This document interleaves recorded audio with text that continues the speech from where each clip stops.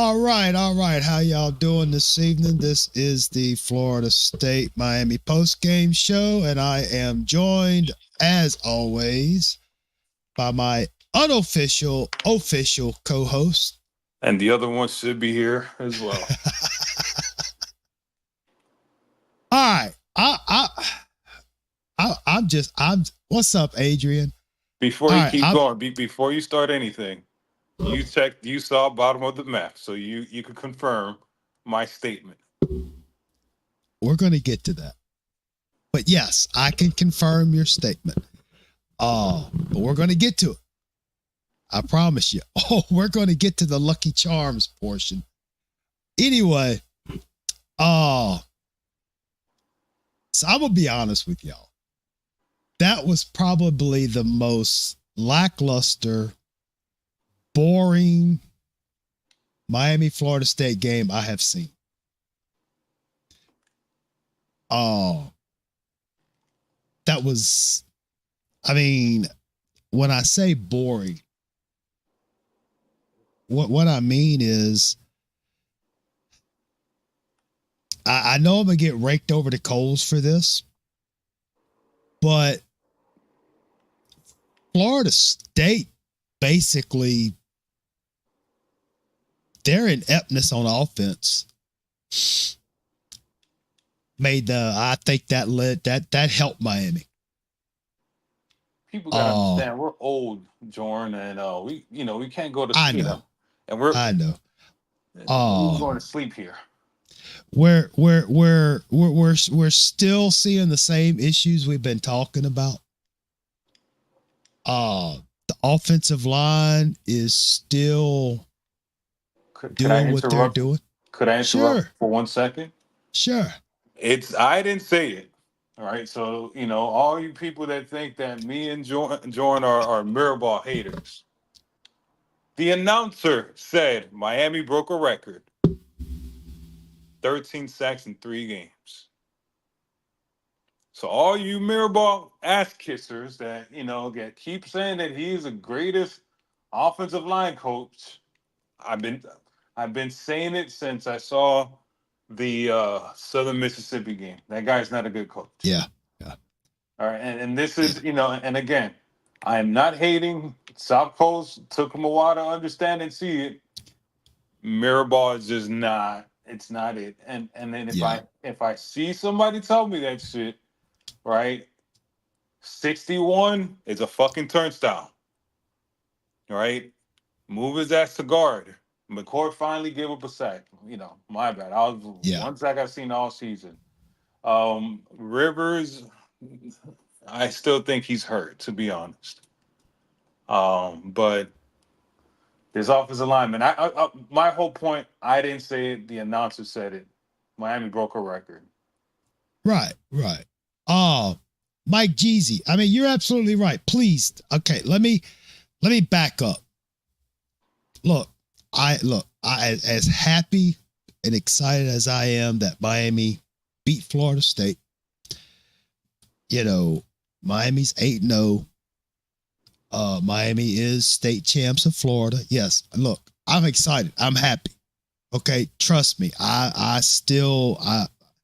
But as happy and as excited as I am equally concerned because, they're 8-0. They still haven't played anybody.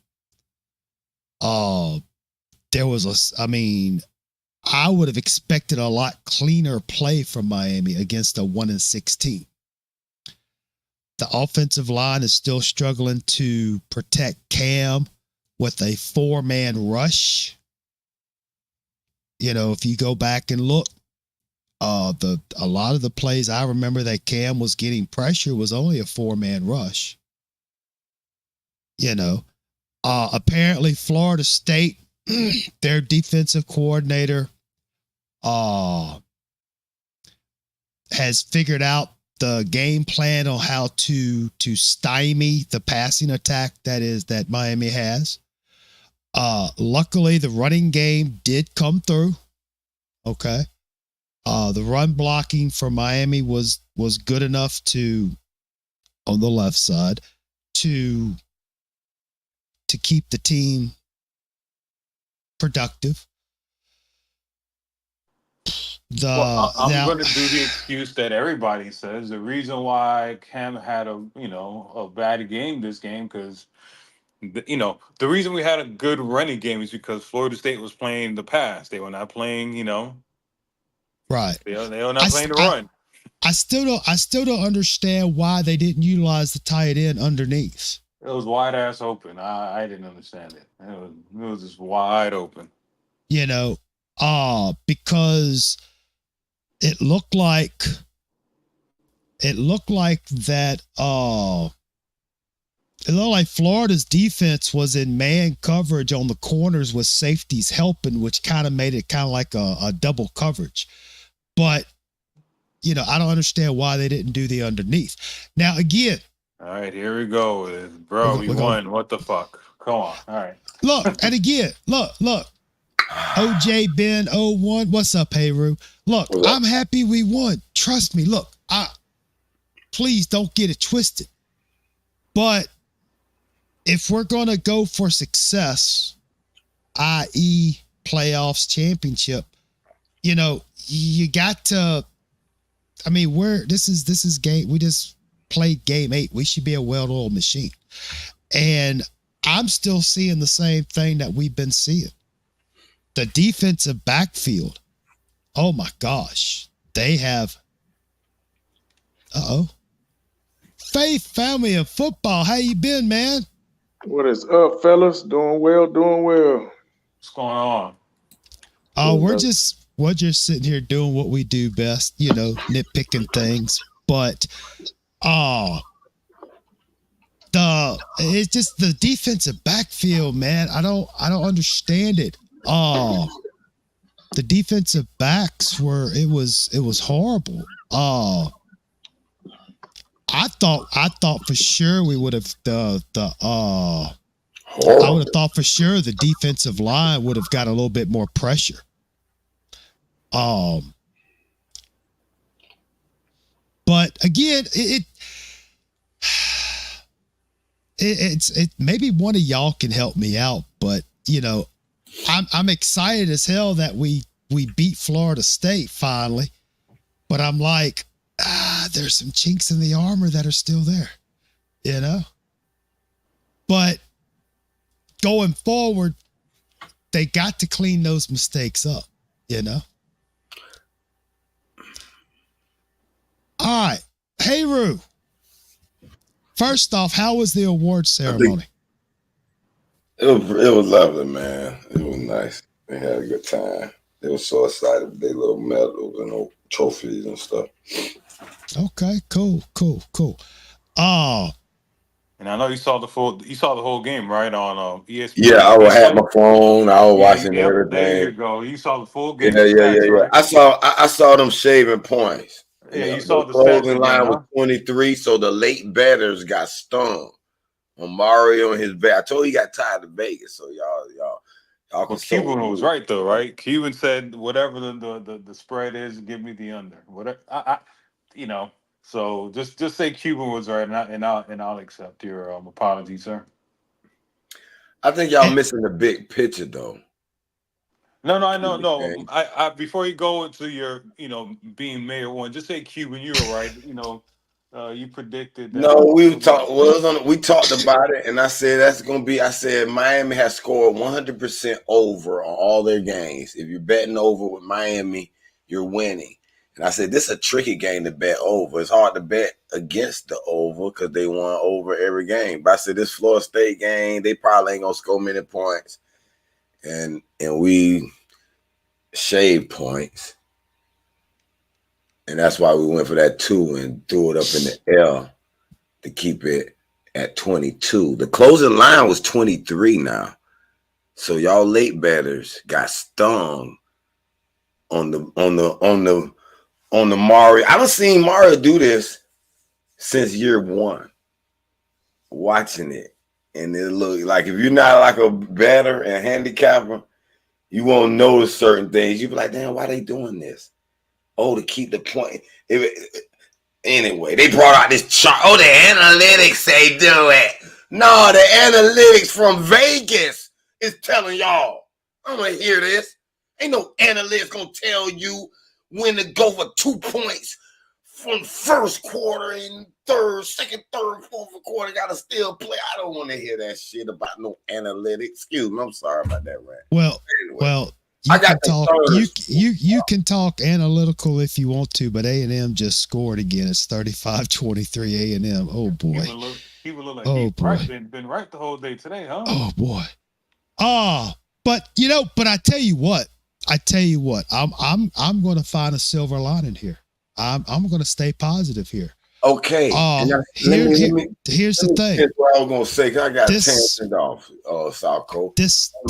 This. I mean, I was impressed that the running game stepped up. I mean, seriously, because with the passing game basically being nullified, for what staying positive. I mean, it was impressive that the running game come through because, in times past, it would have been a loss. But I was just glad that the running game did come through. So like I said before, as dysfunctional as things may seem, they are still being successful. But man, that defense, I tell you, it's the same thing. Mr. Overdose says, got to be a lot of. Oh my gosh. But, yeah, looking at the stats, it was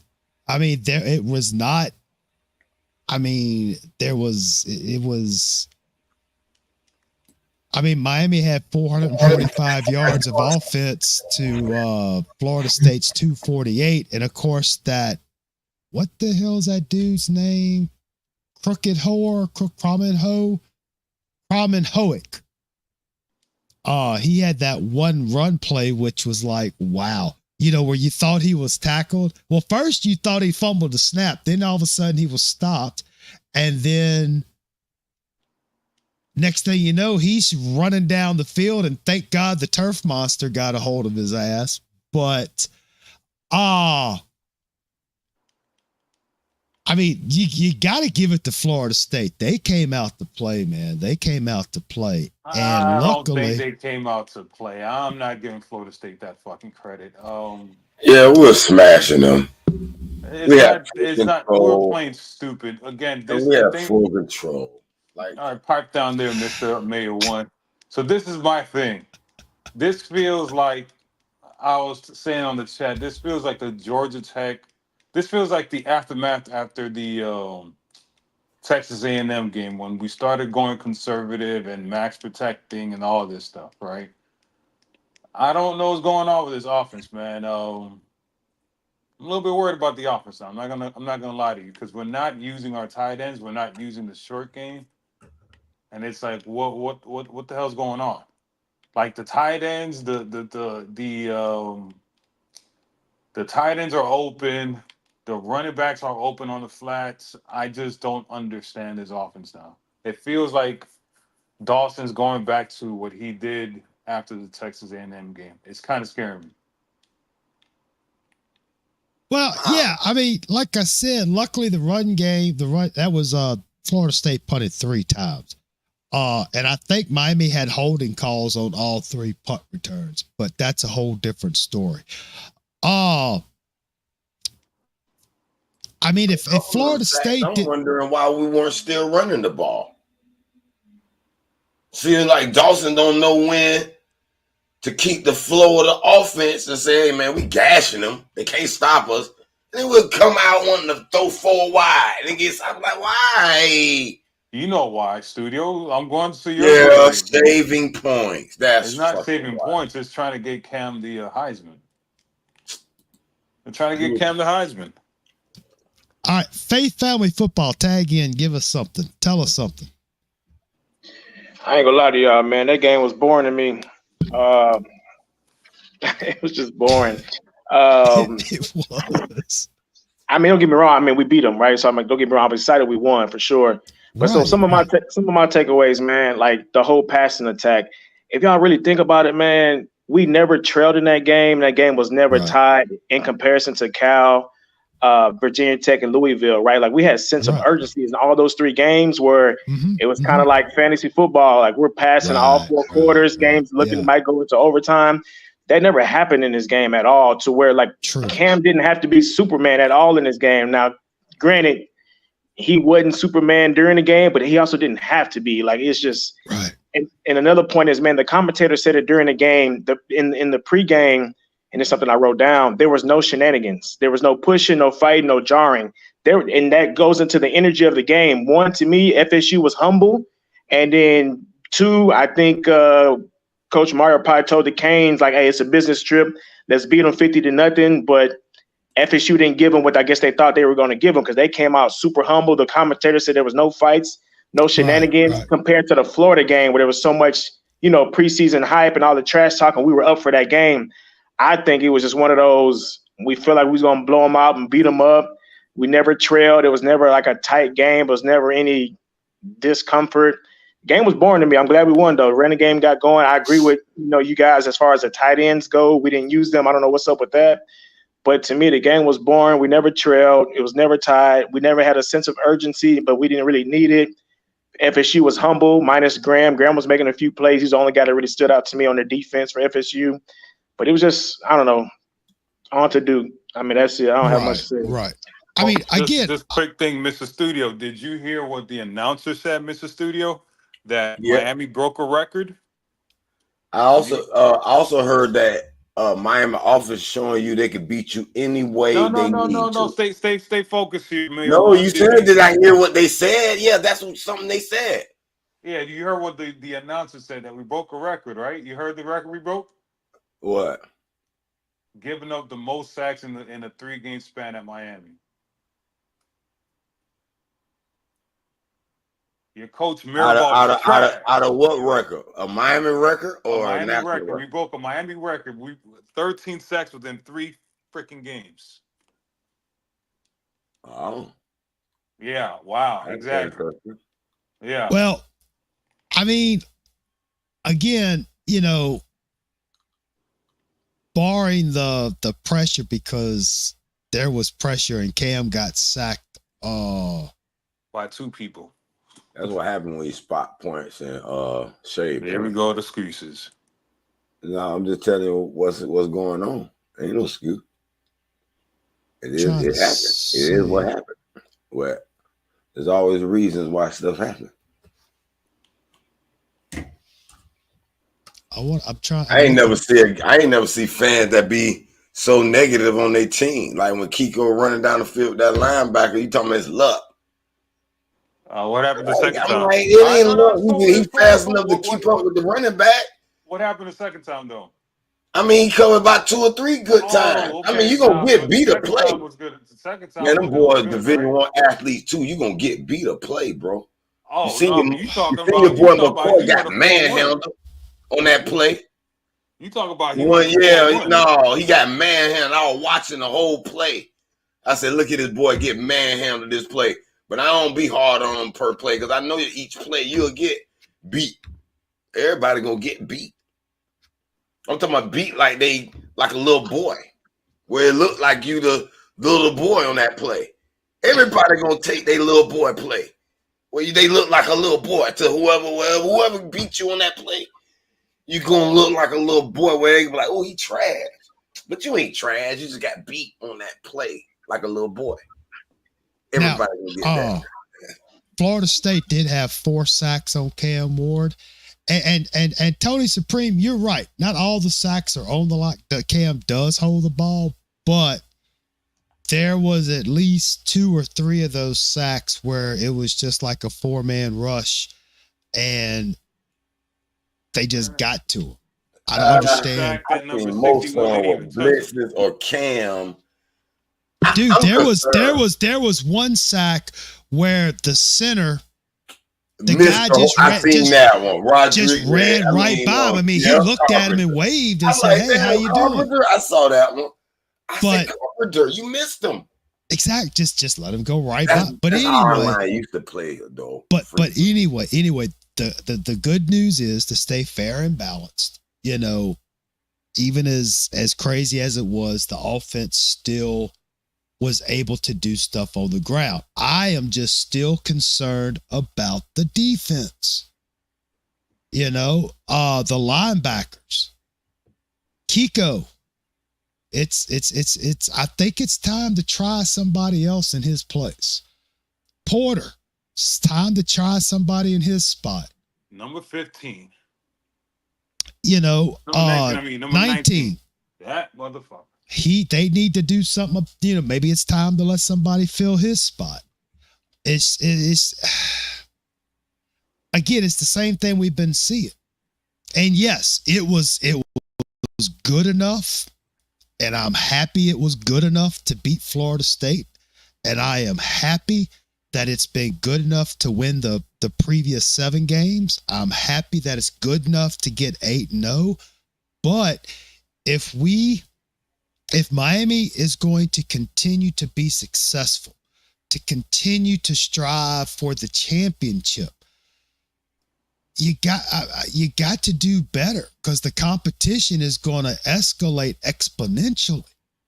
Okay. Allegedly. Well, dude, oh shit, it's 21. Because I got some score comparisons to show you who looking like they not worthy. Look, here's the thing.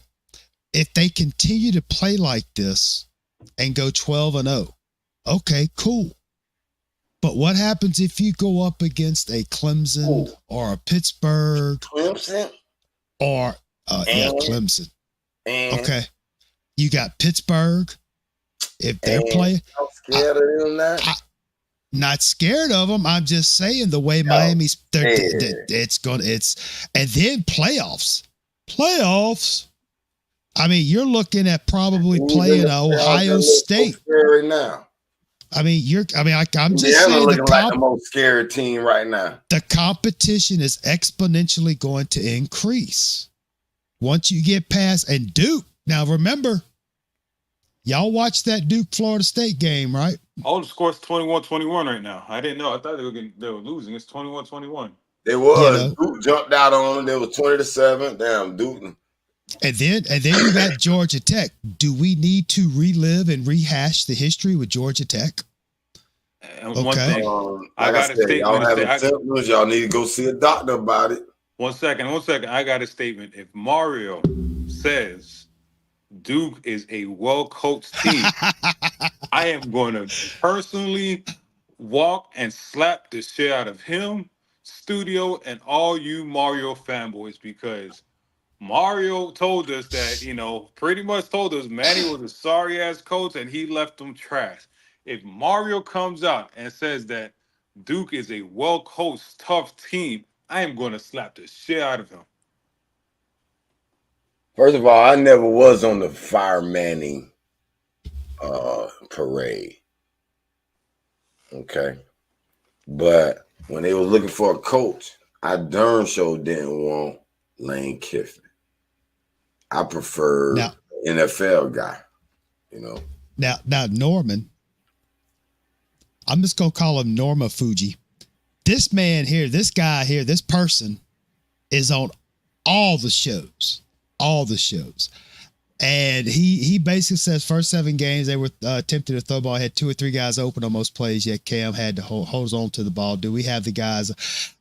Honestly, I believe the pass coverage scheme that Florida State had kind of nullified our receivers. But yet, we were talking earlier why Miami didn't utilize the tight end underneath to help bust it up. Because if you look at some of the replays, and I'm no guru, I don't proclaim to be any guru, but it looked like they had the corners were covering the receivers with the safety help, especially on the 2-man, 3-man out. I mean, it was, and then plus the pass routes are pretty interesting too. But if I'm mistaken, I think we only had 1 tight end reception, or was it 2? Let me get back up to the. Let's see. Arroyo had 2 catches for 24 yards. So, but luckily, fortunately, and yes, Tony Supreme, the O-line, the run blocking was good enough on the left side. Let's say QB, the run blocking was good enough to get positive yardage. And, to win the game, that was great. Okay? That was great. The only thing is, for me, this is just me. I am not diminishing the victory. I'm not diminishing the 8-0, but you get to the ACC championship, you get to the playoffs, competition is going to increase. You're not going to be playing a 1-6 Florida State. You're not going to be playing a Duke or Wake Forest or whatever. It's going to be, you'll be playing with the big boys, Oh, I got a question for y'all. Go ahead. Sorry to interrupt you, man. What y'all think about that going? What y'all think about going for 2? Like, what y'all thoughts on that? That was interesting. I wasn't feeling that. I thought it was unnecessary. Yeah, I wasn't feeling that, honestly. I mean, I know we want to beat them as a rival and all that, but I don't know. Something inside of me was not feeling that. I don't know what the point of that was. Yeah, I thought that was I didn't understand that one. Well, my thing is you should have been doing that the whole game. You got to blow Florida State out. I mean, if you're going to do it big. Don't, this is a problem that I had with the game, right? That last touchdown, I know it was a meaningless touchdown, but you can't, how the media and the posters look at us, right? And letting Florida State score that touchdown, it was embarrassing. When Florida State blew us out, what was it, 45-3 or whatever it was like that? Norvell kept putting his fucking throat on our necks. Mario didn't do that shit. I'm like, Mario, man, come on, man. You gotta be an asshole, man. And he just doesn't seem like an asshole to me. Nah, you're welcome, Norman. You're welcome. I just wish Mario was more of an asshole. So that 2-point conversion, I wish we would have done it more and just done trick plays and fucking just done a lot of things to just piss Norvell off. But yeah, QB, it wasn't so much. Damn, A&M just hit a field goal. Son of a bitch. It's 38-20. Oh, there's a flag. Anyway, get back to the. I'm sorry. Let me leave my personal life out for a second. Yeah, I don't think it was so much handcuffing Cam as much as it was the coverage. The coverage on the receivers was pretty good. I mean, but luckily the running game, and again, I don't, Cuban, you said something about this earlier during the game, but I'm surprised they didn't let A.J. Allen get a few more carries. Yeah. And yeah, QB, the starters were still in. Yes, they were. He right, Cuban, though. These coaches don't have no killer instinct. No killer instinct. They don't know how to keep the flow. They don't know how to keep the run game. When the run game, they can't stop it. They want to try all the dumbass shit, get into the binds that, they don't know how to rotate their player properly. Why are you putting A.J. Allen in a now? I mean, come on. We all know he should be getting the ball throughout a whole drive. After you pound Fletcher through 3 times, then Allen should come in there and boom, boom on a sweep, boom, boom, and we want to do a little dumb shit. And then I'm concerned though. What? I got a big concern. What? Huh? I'm seriously concerned. We got to hear this. And I wanted to know, how these players play after they get that big money. Tua Valo, you got Dak Prescott, you got Sunshine here in Jacksonville. They get them big contracts, and then shit go to high hell. And then all of a sudden, you get this motherfucker out here throwing dumb ass passes. He playing like he kind of like lackadaisical. And I'm like, damn, Cam, you You don't know when to throw a hot blitz. You see the hot blitz, and no line's gonna cover this hot blitz. Dump it right quick. He's taking the sack right in. He want to run around in circles all the fucking time in the back of the fucking. Man, stop all that dumbass shit. You pissing me off with that old shit. Now, if Mario don't have a killer instinct, bro, and that shit gonna piss me off for real. He need to get in Cam Ward face. Okay, all this money, boom, you got your money. We paid you your million. You got your big money now. Adidas, Bold. Nigga, stop all that changing motherfucking plays. When I want to pound the goddamn rock, we finna pound the rock. Damn all that Heisman Trophy shit. You done got your money. You got your first round status. You got your big contract from Adidas, from a Bulls. Your NFL first round contract coming. Now I need you to tighten up, Cam Ward. All this old Cinderella dancing around in the back. Start dumping that shit off. Start going marching down the field and stop waiting on a deep play like you trying to win the game on one fucking play. That's it pissing me off. One second, George. For the record, that's Studio One. That's not Cuban King. That was Studio One that said that. Not Cuban King. I think Cuban hacked Hayru's account. Because that's not the Hayru Studio One that we have grown to love and admire. That sound like Cuban, and maybe Cuban got an AI voice changer or something going on. Hey, I didn't say that, man. So I don't want the trolls to come back. This Cuban guy doesn't know what he's talking about, talking shit about Cam Moore.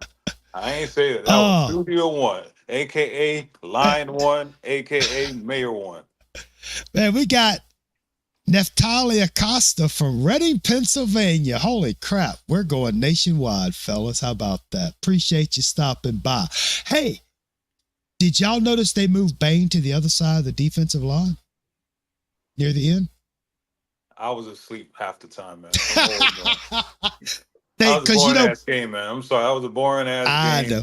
The thing I didn't like about that is, like, you need momentum. We have a bunch of recruits there, a bunch of fans, and you got to market yourself and get tickets. You're going to, it looks like Duke might win this game. You might have a night game next week. Like, got to impress, man. No, there's no way Duke winning. No, Mr. Overdose. Mr. Overdose says Studio has a point. Was this a Mario play calling game? You see that? Of a Dawson play calling game? See, me and Cuban get on our soap.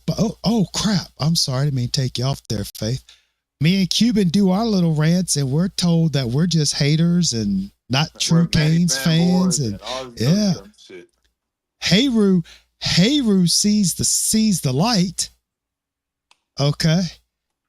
Now all of a sudden he's the greatest thing since sliced bread, the Easter Bunny, and the wheel. Where's our point? No, I'm just joking. I'm joking. One thing about Mr. Dawson, what Overdose said. I don't think Dawson is So I have a new theory, right? I think Mirabal is a little bit jealous, right? So he probably saw Dawson going for the Burroughs Award. And then he said, you know what? Let me go in this office and be offensive coordinator and say, hey, we need to run the ball more. We need to do dumb shit. Because it just seems like, it just seems a little bit weird. Well, luckily the running game was working. I mean, thank God the running game was working, or this could have been, we may have been watching the Georgia Tech game from last year. I'm just got a huge concern. Mario been jocking Cam all goddamn year now. Right. And I'm the first one that was kind of against, but I'm the first one to say this. Say, hey, he worked that million. He playing amazing. But is you gonna have the balls to tell Cam what he needs to be told? Exactly. But Studio, this seems like last year. It seems like Mario cannot talk shit to the quarterbacks that are getting paid, right? TBD got paid last year. He really didn't tell him shit. Cam's getting paid this year. He really can't tell him shit. It's almost like the NFL. Yeah, it just seems like he can't. He's not allowed to say anything to those guys. What do you mean? What do you mean? What's that? What's that noise you make? That kind of deepens my concern. What you got, Faith? Man, it's another thing I saw today. I don't know if y'all caught on to it. I'm sure y'all did. Man, we had some busting blocking. And I don't mean getting beat. I mean early on in the game when they went, it looked like cover zero to me. And they sent the house. And one of them, I think y'all talked about it. Mount Noah, he kind of just touched one guy, but it was technically two.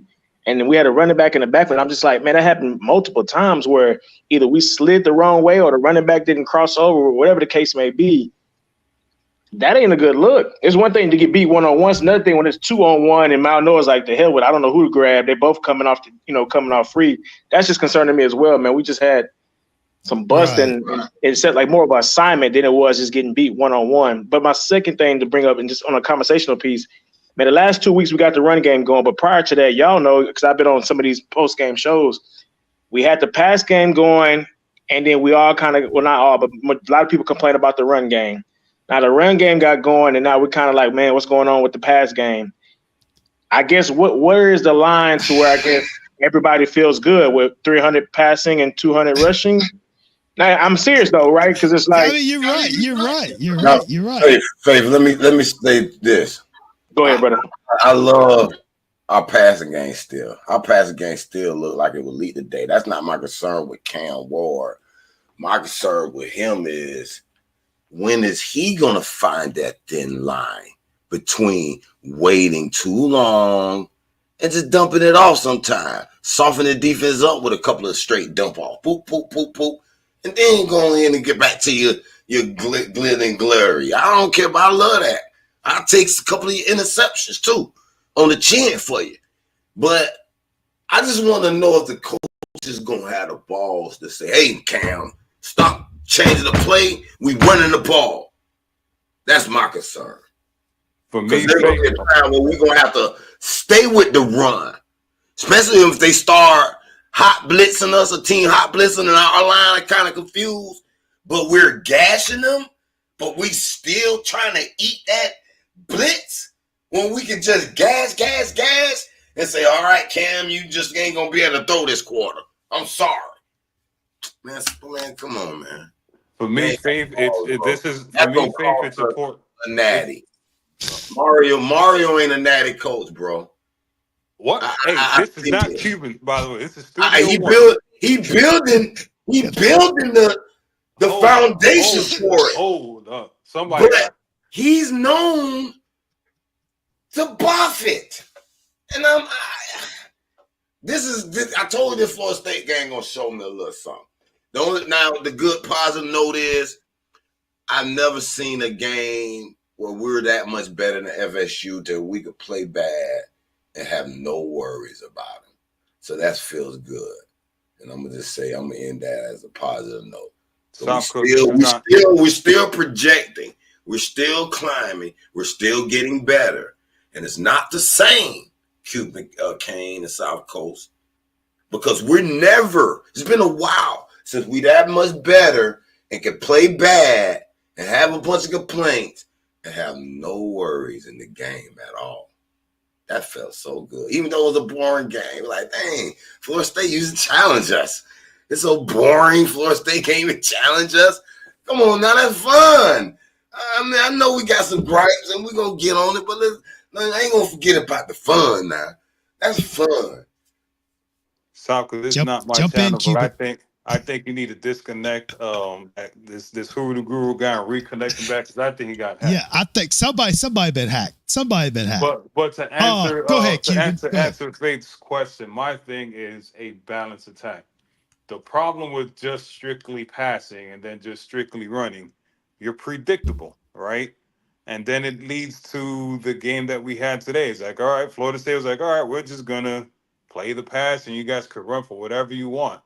But running the ball is not successful either. Being pass heavy and being run heavy is not successful. You need to be balanced. And again, we're not balanced. To have a dominant running game and a bad passing game, it's not going to help you out in the playoffs or against real teams. You need to be balanced. Right. And we're not a balanced football team. That's my problem. Oh, crap. A&M won. Yeah, my world just went to shit. That's a good point, Cuban. And so let me ask y'all this question to what kind of Cuban was getting at. Do y'all think that might have been Mike Norvell's game plan? And what I mean by that is let's force them to run, which eats up the clock, which gets this game over quicker to where they can't score 52. Maybe we can hold them to 35 and we can get out of here. What y'all thoughts on that? Exactly. That's why I said Exactly. earlier on, I said the only team that can beat Miami is a Michigan type team because the way you beat Miami is you make them run the ball, you slow the game down, and you make it a field goal type of game. And then at the, you look up, it's like, oh shit, it's 14-14 in the fourth quarter. We got a Yeah, chance, yeah, you yeah, know? yeah. And that's how you got to slow it down, and that's how you beat them. But when you're balanced, you cannot slow Miami down. You know what I'm saying? So Exactly. that is the problem that I have with this offense. But Dawson said Oh, it. He don't hang on. believe in balance. So maybe Dawson's ain't gonna be able to find this. Well, You know. well, here's my thing. Mr. Overdose, I'm glad you're here. You're going to be next as soon as I give my answer to Faith Family's question. See, my thing with all the when we were talking about all this pass heavy, my main concern, if I remember correctly, and if I'm wrong, history was recorded, is I was afraid that there was going to come a time where the passing game was going to get stopped. And we're going to need that running game to pick up when the passing game is not being very productive, kind of like tonight. Okay. And we also talked about, to Cuban's point, we talked about the one of the keys to success against Miami is to keep Cam on the sideline. And you try to take Cam out the game, which either keep him on the sideline or bore him to death. Stop the passing game.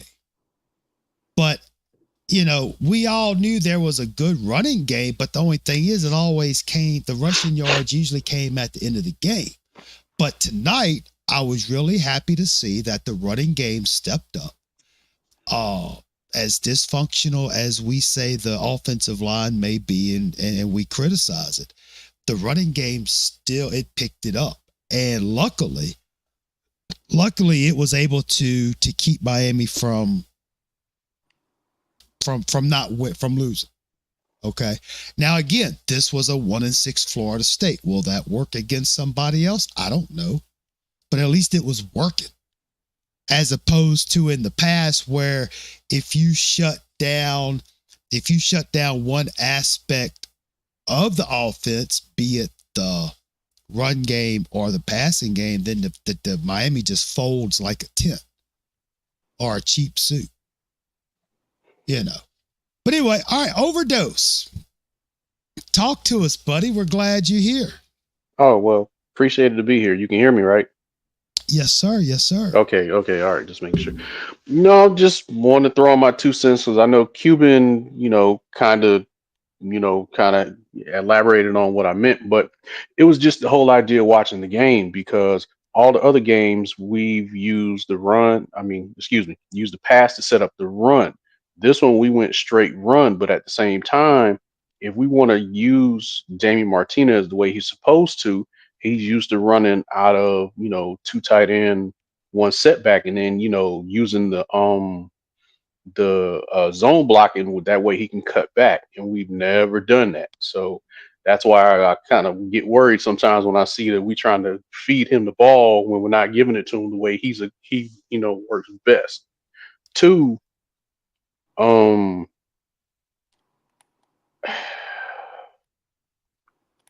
our wide receivers were not used the way they should have been used today because their secondary, they made their Florida State secondary look better than they are because one thing, we didn't go deep.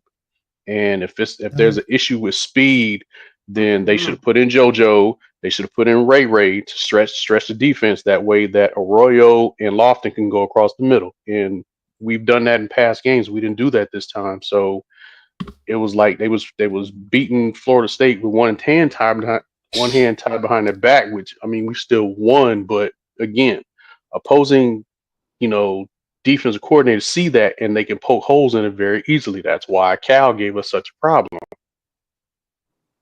But that's my 2 cents so far. Oh, I like it. I like it. We, as you know, we have all types of opinions and thoughts and theories on this channel. Oh, but I got one for you. Go ahead. And Overdose, what's up, brother? First time being on with you. Appreciate it. Yes, Feeling indeed. neutral. Yes, indeed. So, question for the group, man. And Overdose, I like this group too, man, because you got Cuban, got his own opinion. Ho, stop, Faith. I hate to interrupt you, but you're going to get first dibs. Hold up. Look who is in the building. We got this Notre Dame fan. Tight ends, not okay. So, first off, good to see you, Israel. Enjoyed your latest. I'm not. No credit to Israel. Don't make me mute you. Hang on. Israel, good to see you. Enjoyed you and Ike's latest. Also, don't copyright me for using your the video in the intro for the pregame without permission. Please don't hit me. But I'm just gonna say, even though you proclaim to be you like Notre Dame, I still accept you. Well, that's his favorite team. I know. But just remember, in '88, Cleveland Gary did not fumble. Okay. You know. But I thought that was pretty brave of you to come out. Even Ike was bamboozled when Israel said that he liked Notre Dame. But you know, I'm just going to tell you, look, I can't speak for everybody on the channel, but I'm just going to say we accept you. I accept you even if you like those little green men with the Lucky Charms and shamrocks on their hats. That's okay. It's okay. I'm just messing with you, Israel. I didn't realize you were a Notre Dame fan too, but that's okay. It's okay. All right. Now we're not killing you. I'm just messing with you, but Cuban giving you a hard time though. Okay.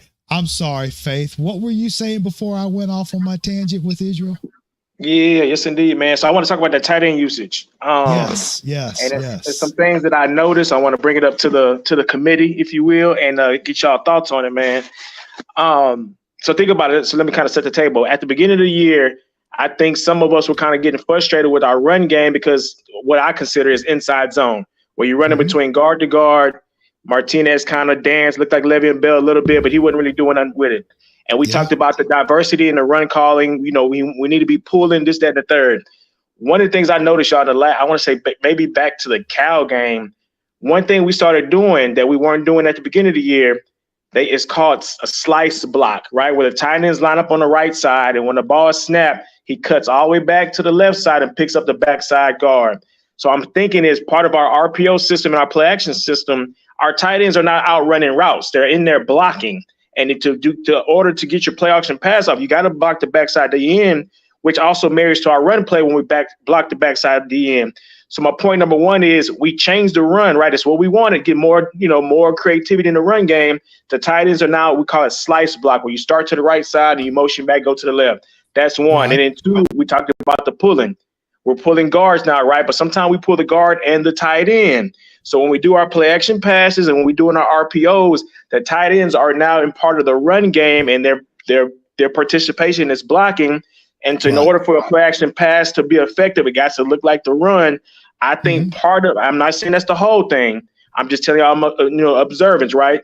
My observance is they changed the run game like we all complained about, and they're now using the tight ends to block versus just freelancing and running routes. So I think that is part of the usage. It's gone into, you got to sell the fake. And that means the tight end, if you're blocking on the run, you got to block and chip on the play action as well. I hear all of that, but it goes back to my theory that I said a while ago. Mirabal is a sorry ass, O-line coach. Mario sees it. Mario sees he's getting exposed, and he's like, "All right, man, we need to bring in this extra tight end to help out the offensive line because the offensive line is bad. You know what I'm saying? He needs help. He wants to establish a run, and it's like, all right, we cannot leave five guys blocking because 61 and 73 are fucking turnstiles. I understand that you went, real technical, and I appreciate it, but I think it just comes down to that we have been under recruiting on the offensive line and under developing in the offensive line. My opinion. All right, Overdose, I'm going to let you get your word in next, and then I'll let Hayru, or whoever that is saying he's Hayru. Go ahead, Overdose. What's your thoughts on that? Oh, I'm 100% on board with that because again, that still, still got to reach back to, starting and ending with Martinez. We can run double tight ends and then utilize both Lofton and Arroyo. And like I said, both those guys are big enough to do the chip blocks, and then they can catch out of the backfield. So I'm all about diversifying the offense. That way we max utilize Martinez, Fletcher, and the tight ends. And like I said, that still won't take away from Cam. It's just that I don't know how comfortable he is going under center. But I mean, if not, I've seen Ole Miss run double tight end out of a shotgun formation. So the wrinkles are there. It's just if Dawson's got the ingenuity to try to implement it. I got a question though. Is it too late to do it now? Because what game? No, because they're waiting for the playoffs to really strike that tight end. Why are we gonna give all our film? Just think about it. We got an easy ass schedule, a guaranteed 12-0, literally. Yeah, of course it might cost. Y'all don't believe in the spotting of points and the shaving of points. I get it. Y'all afraid of Clemson. They shave points against FSU too.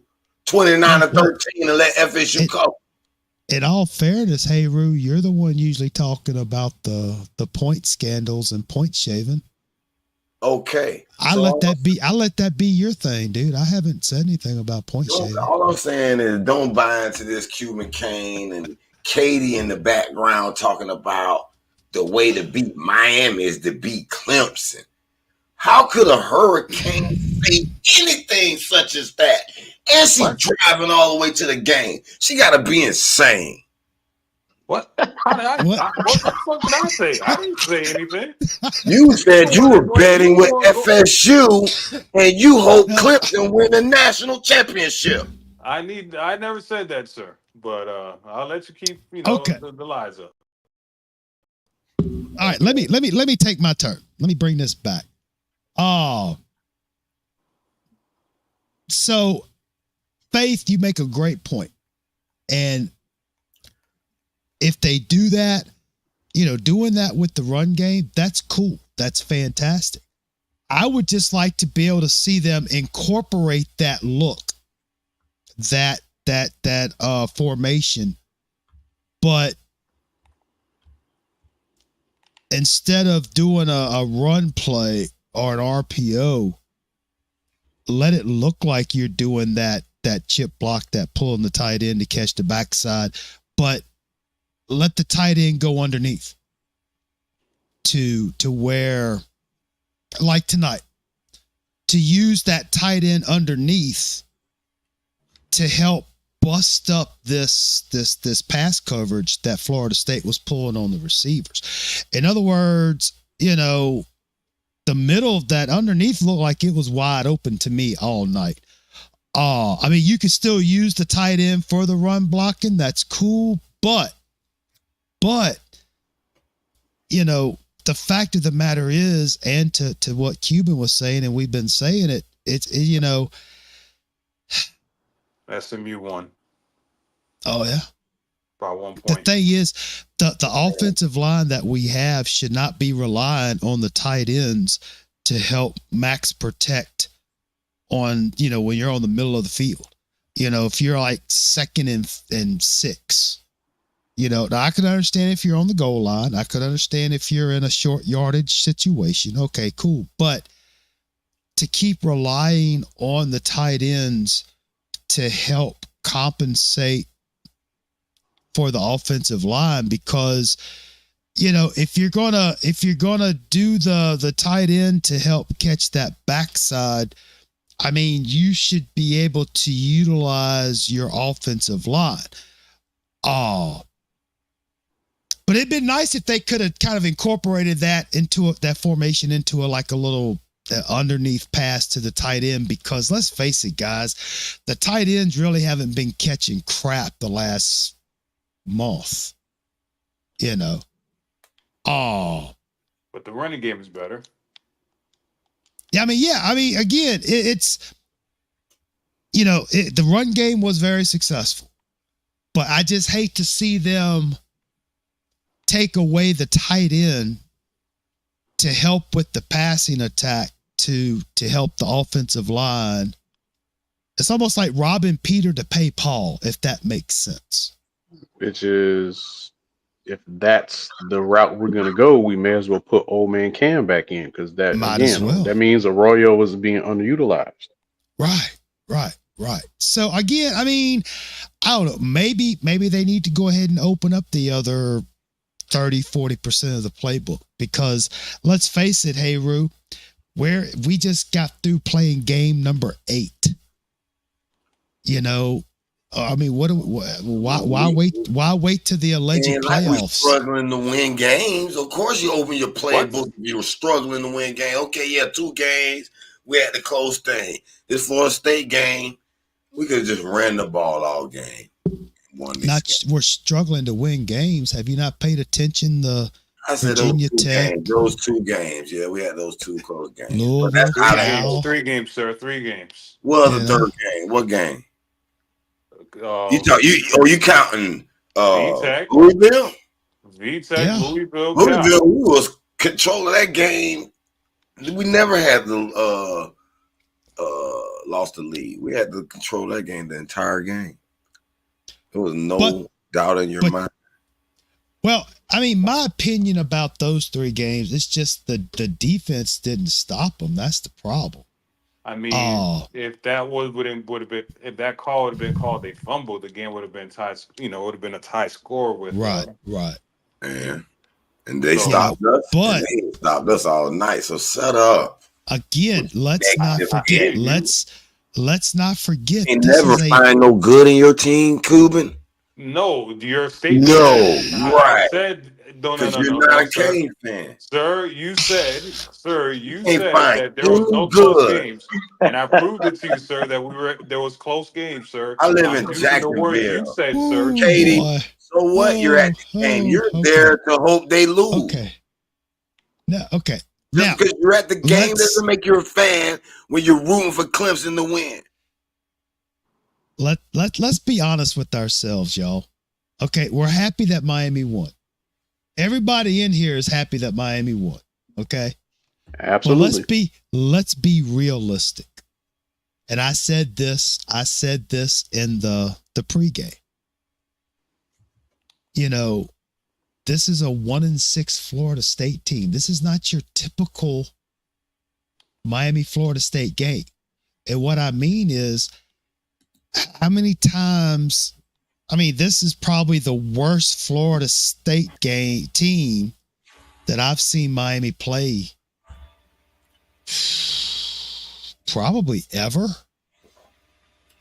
Not according to Studio. Studio thinks, they're because because usually the Florida State team is pretty solid. They're Florida State. You got to give them credit. Okay. But it was still a 1-6 Florida State team. It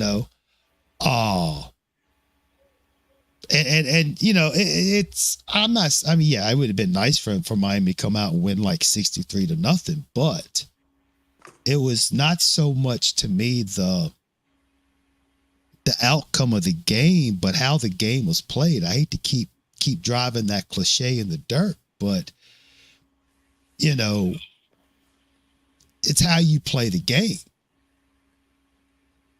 And again, competition is going to start, once you get through the regular season, the competition is just gonna escalate. You know, but it just, Israel, you're absolutely right. Oops, wrong one. You're absolutely right. Miami looked mediocre, and with the black uniforms on, it kind of reminded me of Georgia Tech last year. No more black jerseys. Them things Thank are you. a Yes. curse. Yes. That is a curse, man. Y'all It sounding is. crazy. The only thing y'all need to be concerned about is Cam Ward. Is he gonna play like he used to was playing? Now he ain't got all his money. Well, time will tell. But I mean, he did get some more money with the Bows. Yeah. And he Adidas. got the Bows and Adidas, so he got more money. He may not need that first round money. Interested. But so let me ask Studio a question. You think Mario and Cam have a good relationship? Yeah, I'm pretty sure he is, because Cam a cool kid. I'm pretty sure they do. They don't seem like it. Who said no? I'm pretty sure they do. I think it's too good. I think it's too good. No.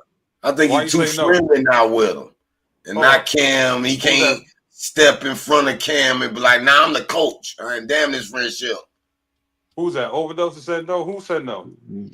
I say no. I don't believe that he does. I think that he has a good relationship with Dawson, just like TVD had a good relationship with Dawson, because Mario is a ball control guy. Dawson is an air it out guy. There's a reason why I asked that, but we'll find out in the playoffs. We'll find out. Are you referring to our topic from last week? I know. I don't want to confirm nor deny. I don't know now. Now I'm a question it, because he got all his money that gives a lean towards him saying, I sit out these playoffs on there. Hey. I don't know. You guys were killing me a couple weeks ago. And I'm like, I look, I stand by what I said last week. Again, let's look at the facts. Let's be honest with ourselves. Why did Cam Ward come back to college football? For the money. To improve his draft stock. And now, that's where I would disagree with Cuban, because I can think of Joe Burrow could have sat out, but he didn't. No. That was a different time. That was not this college football. Different. Yeah. 27 or 20 with 17, 8, 19 is different from 2024. Two different worlds. Cuban. Yes, how long you been a college football fan? 40 some odd years. Okay. So I will just give you a fable to get my point across. Okay. I had a boss. Back in his heyday, he played ball with Purvis Ellison. Right. Purvis Ellison used to say that he had a job at a golf course, and he would clean the golf courses in the holes. And in the holes, sometimes there would be little satchels of compensation for his great play. So just because there were no endorsement deals, let's just say that Burrow had plenty reasons to stay to play. Well, there's a difference. You're playing one game versus 4 games, extra games. If you're playing one extra game, fine. But if you're going to commit, if you're going to tell a top 5 NFL draft pick, you got to play 4 more games, that is not really necessary. I don't see that happening. That's why I said there's a big difference between one game and playing 4 extra games. Just saying. Different worlds, not the same world. Very true. Very true. But I could see, let's just say, Jorge Mas coming with a check. The dude that owns the Bremen dealerships coming with a check, et cetera, to get him to play. Is it a bigger check than? Gonna let him sit out. Is it a bigger check than the NFL Well, check? I don't think Adidas gonna let him sit out. Adidas gonna like, boy, we got commercials to sell, boy. You gotta play. now you do realize I'm pretty sure that Cam's agents or whoever, I'm sure they've got the feelers out in the NFL. They sure do. You know, because and I'm like, just but like I was saying though, I mean, why did Cam come to Miami? Okay, why didn't he? Did I guess what I'm asking is, and I'm just asking. I'm not trying to.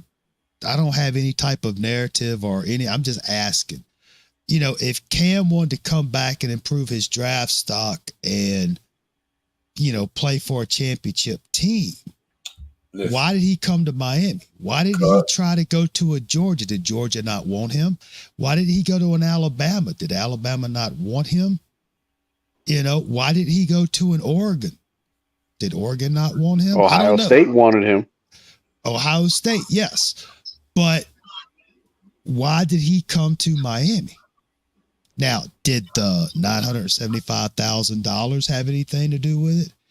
Did the party at the what was the name of that? Whatever that club was, where he met Rick Ross and all them cats. The Prime night out 112. on the It was the steakhouse. Prime steakhouse. 112. Prime 112. Prime 112. Yeah. You know, I don't know. Okay. But he came to Miami. And let's face it, Miami was a shit show. Okay. This was, I mean, that's what I keep asking myself. Why did, if it wasn't for the money, okay, if it was to win and be on a championship team, okay, why did he come to Miami? I mean, I'm glad he did. But that's why I keep thinking he's doing it to, I guess he felt he can improve his stock in Miami. I don't know. I mean, I just thinking. I like to jump in on that topic. So, Go I mean, ahead. Lakers all day. Hold on 1 second. Lakers all day wants to join South Coast. If you could put the link. I pinned it to the top of the conversation, but I'll do it again. Go ahead. Go ahead. Who was talking? Faith? Yeah. No, you good, bro. Go ahead. So I would say one of those things, man, is timing. Y'all got to think about it. He shut down his quote unquote recruitment, if you will, and said, I'm going to the pros, right? I believe if his stock was what he wanted it to be, he wouldn't be in college, period, whether it been Georgia, Alabama, what have you. Yep. But being that by the time he turned in his card and said, I'm going pro, you got to think about it. All those quarterbacks started dropping. DJ, whatever his last name, ended up going to Florida State. Yeah, Will went to Ohio State. Georgia didn't need a quarterback. They had Carson Beck coming back. Gabriel went from Oklahoma, went to Oregon to answer some of the teams you listed. So those guys didn't necessarily need a quarterback. Now, Cam Ward's stock was high, but it's not as high as it is now. So, like, we can't go off of what we see Cam as now and say, well, why couldn't he go to Georgia? Not everybody saw Cam probably in that same light because of what was going on in Washington State. Small market, they play at 11 o'clock at night, etc. So I think part of it was just the timing. When he put in his card, everybody had to go. And we moved on too. Y'all remember? We got Peace Rosenberger, however you say his name. And Lord knows what our season could have been. Yeah, Lord knows what our season could have been had he been our quarterback. I mean, I just don't have a whole lot of faith in him. But anyway, so I would say that, one, if his draft stock was what he wanted, he'd be in the pros right now. We're not talking about Cam. And two, when he did what he did and decided to come back, a lot of those cards are already filled, and you have to weigh your option. Am I going to UCF or I'm going to go to Miami? I'm going to Miami. You made a good point, and this is why I was hoping Cam Kitchens did what Xavier Restrepo did, come back, and increase your draft staff and get a little check while doing it. Because it could be a better deal. Most people are like, no, they should go for the NFL right away. That fast money, But Cam Ward, think about it. If he would have went to the draft, and let's say he would have been a late first round, he would have got a little NFL contract, whoopie-doo. Might not have played, might have sat the bench, who knows, boom. But because he decided to come to Miami, he gets the meal, He plays himself into an Adidas contract, a Bulls contract, and increased his draft stock. There's no way he's sitting out the playoffs. The type of guy he is, I feel like Adidas look, hey man, we gonna make all this money. We got commercials. You know you get paid per commercial we run. So well, I don't see him sitting out. I see him riding this on high until he win it or lose it. It's a great decision by him. And I hope that all other players look at that and say, hey, man, I'm going to come back my senior year, get me a little NIL and try to increase my draft stock. Yeah, okay. But the announcer said on ESPN that he is not about the self-accolades. He wants to win. He wants to have a team win. He did say that, though. Y'all saying he just wanted to increase his draft stock. He actually said he wanted to win more games because they didn't believe he can win on the highest level. I understand that, and I'm not trying to play devil's advocate, but what do you expect him to say? Exactly. You know, I mean, again, I'm not trying to say the young man is truthful or deceiving. I'm not saying that. I'm just saying, you think he's going to come out and just say, yeah, I want to win the high. I'm just trying to do. No, he's going to come out and say what he has to say and keep the team together. I mean, I'm just saying. I just hope that he is. Don't most Heisman people don't win the natty? Don't most of the Heisman do stuff? You look at Trav player have a bad natty game or something. Most of them don't do too well. Yeah. Jaden Daniels, LSU, they didn't even make the playoffs. Right. The percentage of Heisman Trophy winners, usually they told them, man, they crap out. They crap out when it comes to that big game. And just with Miami history, remember what happened to the two Heisman quarterbacks in Miami? What happened to them when they won the Heisman? Oh, what happened to them? I can't think of the top of my head. Testaverde. Gino had a horrible game. That still scarred me to this day. Yeah, I mean, Testaverde won it in '86, and then Gino won it in '92. That Alabama game. George T. We'll never forget George T. Yeah, that game. Now again, before Hayru gets upset, or whoever that is that says he's Hayru, I know that was 30 years ago. But yeah, usually seriously though, usually what I've noticed is if somebody wins the Heisman, they don't really do too well. Don't do too well in the bowl game or the championship game or whatever the next big game is for them. You know.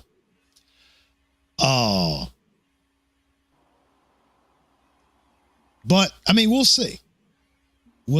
I'm sure there's going to be, I mean, cause you know, Cam only had 200 yards passing tonight. He had no touchdown passes. He had no interceptions. So I'm sure there's going to be a lot of talk on both sides of the fence about, he didn't look too happy throughout the especially when he slammed that tablet down. He looking suspect to me. But there's going to be question. That's why I asked that question. Does he get along with Mario? Well, I mean, I don't know if his frustration was because of him not producing his stats.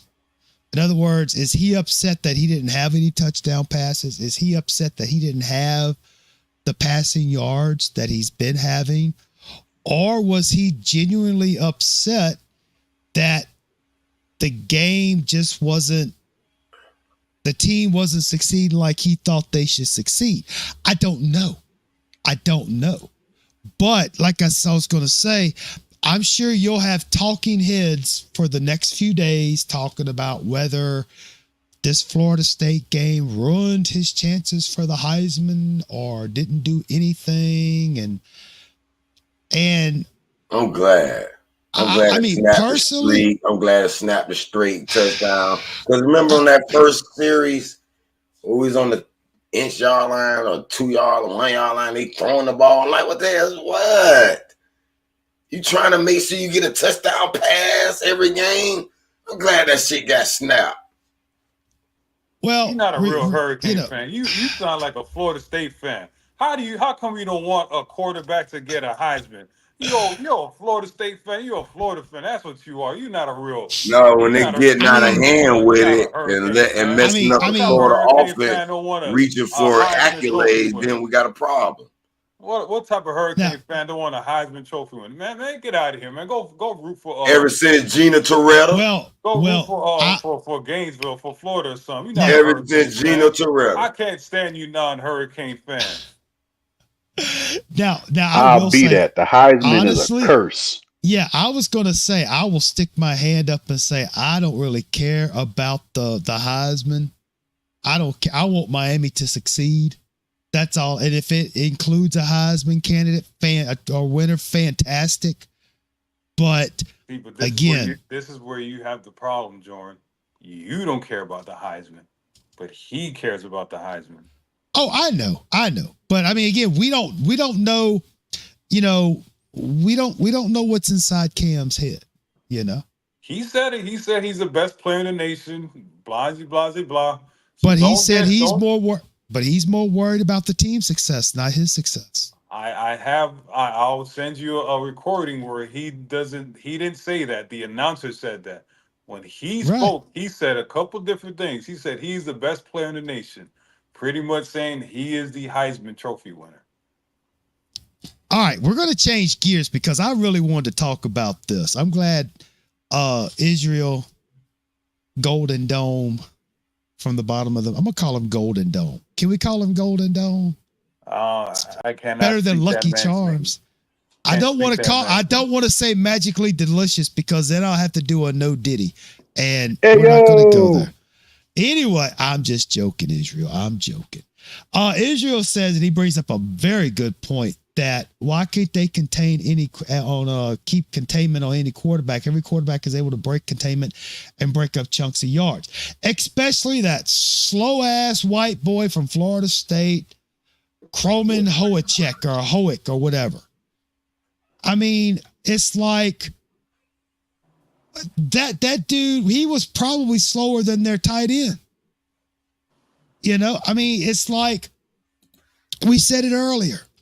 And we've seen this before, how I don't know if it's just the rushing, the defensive scheme or whatever to come in and do stunts and this and that. But it's like once the line gets pressure, the quarterback's able to break the pocket and just take off. And then it seems like there's nobody within 50 yards of the line of scrimmage. That's what I don't understand. Well, most defenses that I've seen, at least in the pros, when they do stunts like that, they usually leave one of the linebackers as a spy if the quarterback breaks containment. Right. And I don't understand why Wesley should be the spy. He's faster than Mainoa. Right. Exactly. Studio said that Mayogo is faster. He's the fastest linebacker we ever had in this program. I didn't say that. Studio said that. I mean, because if you take away that Croman Hoke, what a name. He had 78 yards rushing. I mean, if you just take care, he had that 171 yard. No, he had a 42 yard. I mean, you take away some of that. I mean, Florida State doesn't get 100 yards rushing, you know? But yeah, and it's very disturbing that, I know, maybe it was TV. I don't know, but he looked slow as molasses, dude. I mean, it looked like he was just running in molasses. And luckily, the turf monster stopped his ass because he was going to score. You know? And again, that just goes back with the defense. And this was a 1-6 Florida State team. What happens when you go up against a Pittsburgh, Ohio And State. he was also a freshman quarterback. And thank you very much. A freshman quarterback. This was like his second, third game he's played in. Maybe, third. I think he got a couple of quarters in previous games, but I really don't know. Doesn't really matter. But what's going to happen if Miami plays like against a Klubnik? What happens if Miami has to go up against that Pittsburgh quarterback or SMU? That's all. Yeah, I know Israel. He did miss a lot of wide open receivers. And again, that's where, it would have, could have, should have. But I mean, that's just things that kind of stay in the back of my mind. Like, man, this could have been, it could have. Okay. And then again, I keep thinking about what happens when you play that team that doesn't miss those wide open receivers. That's all. It's just like, again, the defense is still doing the same thing we've been seeing. I just don't understand the scheming of the defense. I want to jump in on that too, Join. So I'm thinking schematically, man, sometimes it could just be a scheme thing and something simple as numbers, right? Like, for example, if we're sending 4, if there's 5 down linemen for the O-line, there's 6 running lanes. So what does that tell you in simple math? There's 2 lanes that he'll have at any given moment, right? So let's kind of go deeper in that. Number 1, we've been getting killed with running backs in the flats, right? The Cal game, the 2-2 game. So what if coaches are overemphasizing linebackers? Get to your running back key. When he slips out, one of y'all got to go. So what does that mean? That we got one linebacker, hopefully that's in the blocks. They still got 1+ running lane. And then secondly, guys, sometimes you got to think about it. If they're scrambling late, we also got to say, man, we got damn good coverage back there as much as we take heat on our DBs. Because if he had to make something on his legs, something tells me that, okay, we have good coverage back there, but sometimes you can overcompensate in coverage by dropping your linebacker, which creates a running lane. And last, I would say man defense. When you're in man defense, you turn your back to the quarterback. Well, Cam Ward is not a runner like that, but guess what? We benefit from that as well. When a defense drops it and they chase your receivers and you got 4, you're sending 4, and we're sending pass rushers. Keep that in mind. Our pass rushers are trying to get sacks. Some of them ain't really containing. Some of them are hunting. There's a difference. When you hunt, you either get them or that deer escapes and you won't see them again until about 24 hours from now. So I also say there's some schematics in there as well. But shouldn't Guidry have that as a fail safe in case, if you're going to send those however many guys, shouldn't you have some type of just in case? But South Coast. No, I just think the angles that they're taking after, like, let's say they run 4, like he rushed 4, like he's saying, and the ends going, how they'll go, bend that edge corner, and they miss the end a little bit because whether we do might duck, might step up. Now when they got to go back and chase, they're taking a closer angle where the guy can just, instead of like taking an angle where it keeps them contained, they kind of take a short angle trying to catch them too fast, and the dude end up. I'm like, damn, why they can't just take? If they would have took like 10 degrees wider, that would have forced him and let the backside help catch. I don't know. Are you saying they need to have some type of protractor inside their wristband? They need to do something. I'm saying that we need to get away from this 4-2-5 and go back to a traditional 4-3. Honestly, I'm in agreement with you. I don't know why you just don't go in a 4-3 and just go with it. I mean, you really want 3 linebackers on the field? But you can always fast enough. Popo is fast enough. Yeah. Oh, this ought to be good. All right, Cuban, you're 2 against 1 on Popo. He's Cuban, so I can't go against him. Lakers all day. What's going on, man? You got any new fresh perspectives for us? Oh, F the Lakers. Go Bronny. But yeah, so I was at the game tonight, right? Oh wow. How was it? Yeah. It was great. Great Cool. atmosphere. Bless you. Listen, hey man, check this out. I think we need to start talking about our defensive coordinator, y'all, because this is ridiculous. Because why do we have 19 in the game, right? If y'all seen who 19 was guarding, that man's like 6'3", 6'5". If that was a smart quarterback, 19 would have got picked on all game.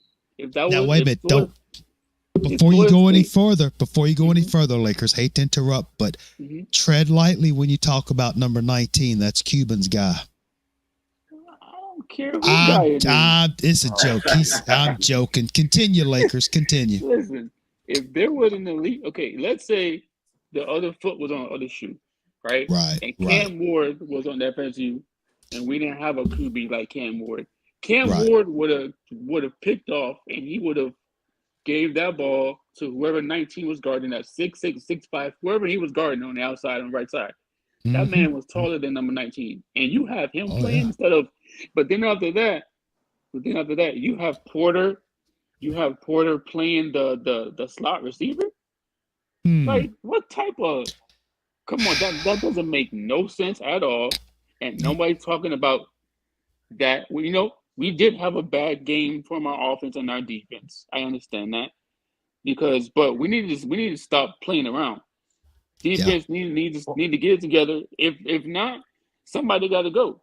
DC got to go. What's up? No, but this is the thing. This is my whole thing about this whole buddy system, right? You have Guidry with his homeboy at the cornerbacks coach and getting these guys from Marshall. Same thing with Mario and Mirabal. When you cannot hold people accountable, this is what you get. You know what I'm saying? Yeah, I understand that, but it's getting to a point where this is ridiculous because we are 8-0, right? We played Florida State, they trash. We played Virginia Tech, they almost beat us. We played Louisville, right? And we out here looking like garbage on defense. And we about to go against Duke. Duke is 7-1. They lost. They lost today. Okay, my bad. They got 7-2 now. But look, they have Manny Diaz. You don't think that Manny Diaz is gonna come out here with his defense and try to put pressure on us and try to mess up our scheme on defense? He's a defense. He's a defense coordinator. He's not gonna come over here and play us like like soft. He gonna come out here and try to mess us up. You know what I'm saying? So we can't out here be freaking lackadaisical on defense and offense. We got to cut this in the butt right now, and we got to tighten up because if you don't, we're gonna lose to Duke, and we're gonna be 8-1, and people gonna be like, "Oh, what happened? What happened was your defense is playing trash. Your DC needs to leave. He needs to get fired. I don't care what nobody's talking about. He need to go, and then our offensive coordinator needs to stop playing around." And low key, our wide receivers need to get open. And guess what? Our freaking O-line, they need to block. That's what they need to do. Because if you know what I'm saying, just running up the hole, just running straight in the middle. Not even in the outside. Come on now. Exactly. Like this need to That's stop. Mario Ball. This need to stop. I think I've heard those talking points before. I don't know. I can't remember where, but I think we've heard those talking points before. Well, Lakers, just want to give you an update because you were at the game. The announcer said we broke a record today. What record we broke? 13 sacks in 3 games. That you know what that is? That's mean. You know what that is? That's called a Hall of Fame DN named Jason Taylor. No. Right? Against us. No. Against us. Miami's given up the offense has given up 13 sacks in 3 games. Oh, wow, that's crazy. Cause who's the guy that came in here talking about we're gonna have a good O line? Mirabal. He said he's gonna give us an arm and a leg for it. you talking about on this show or just in the team? No. I'm just in the team. I'm talking about the team. Like, Oh, that was Mariball. Oh, yeah, Mariball said he was Mario. going to. No. Yeah, I understand that. That's a Mariball and that's a Mario. Right, That's both of them. That's not just one person. That's both of them. Right. So, both of them besides Cam Ward, us spotting points, shaving points. I ain't concerned too bad about it. I ain't saying we, ain't need, some work, but we ain't trash. Our line ain't trash. No. Carpenter is not Matt Lee, and it shows. Yes, yeah, bro. Like this O-line. He missed one. I only seen him miss one play, that little blitz where he missed. I ain't seen 50 the center. So you saw more than one miss South Coast on the center? I only saw that one miss by him.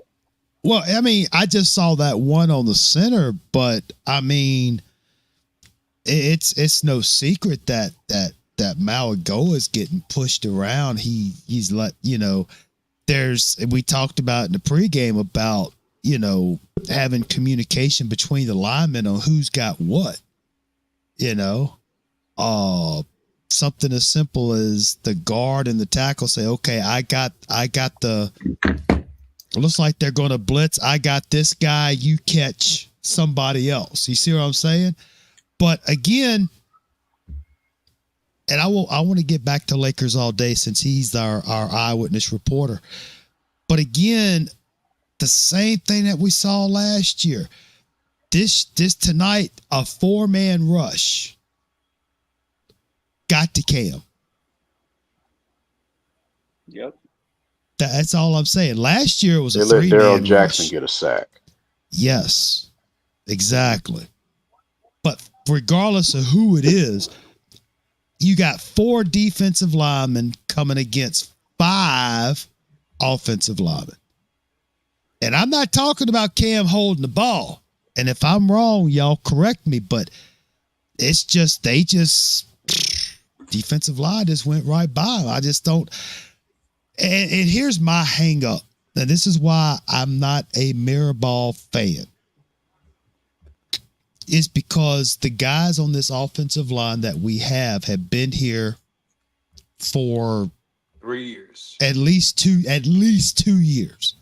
This is Malagoa's second year, et cetera, et cetera. And I don't see really much improvement in Malagoa's game.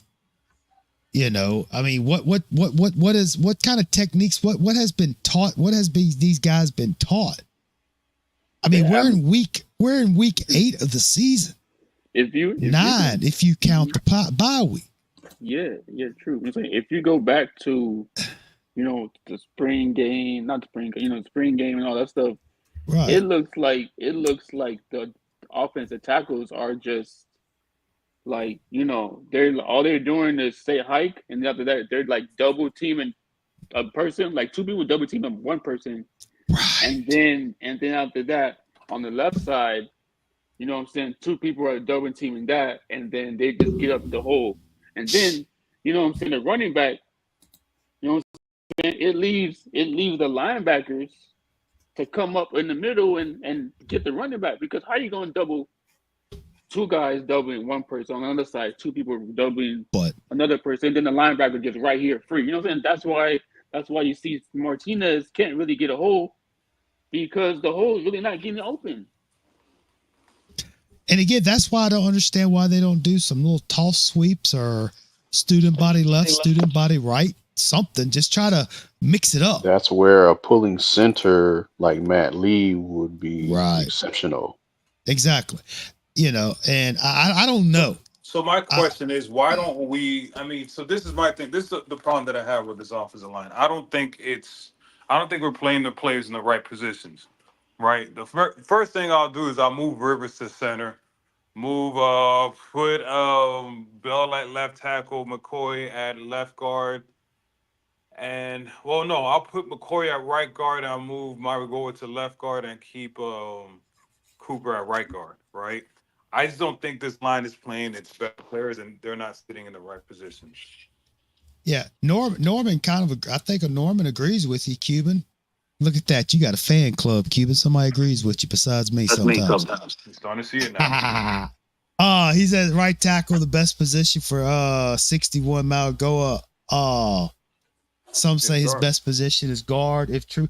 And again, we talked about this last week, and I've talked about this since I don't know the last 5-6 games about not pushing or getting the dominant of the getting domination of the line and pushing. But I talked about it last week. I mean, Mirabal, if he is this almighty offensive line coach, I mean, he's no Kehoe or Stoutland, but and then you got Mirabal. I mean, Mario.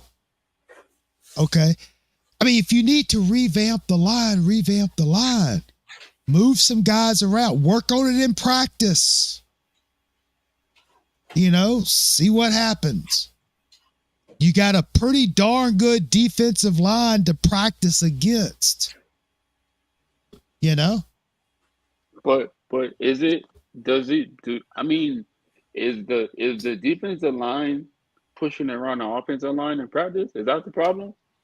Because that's what I can think of. Because if that's true, Lakers, this is we're in week 8, week 9 with the bye week. I mean, we're at the middle of the end of October, dude.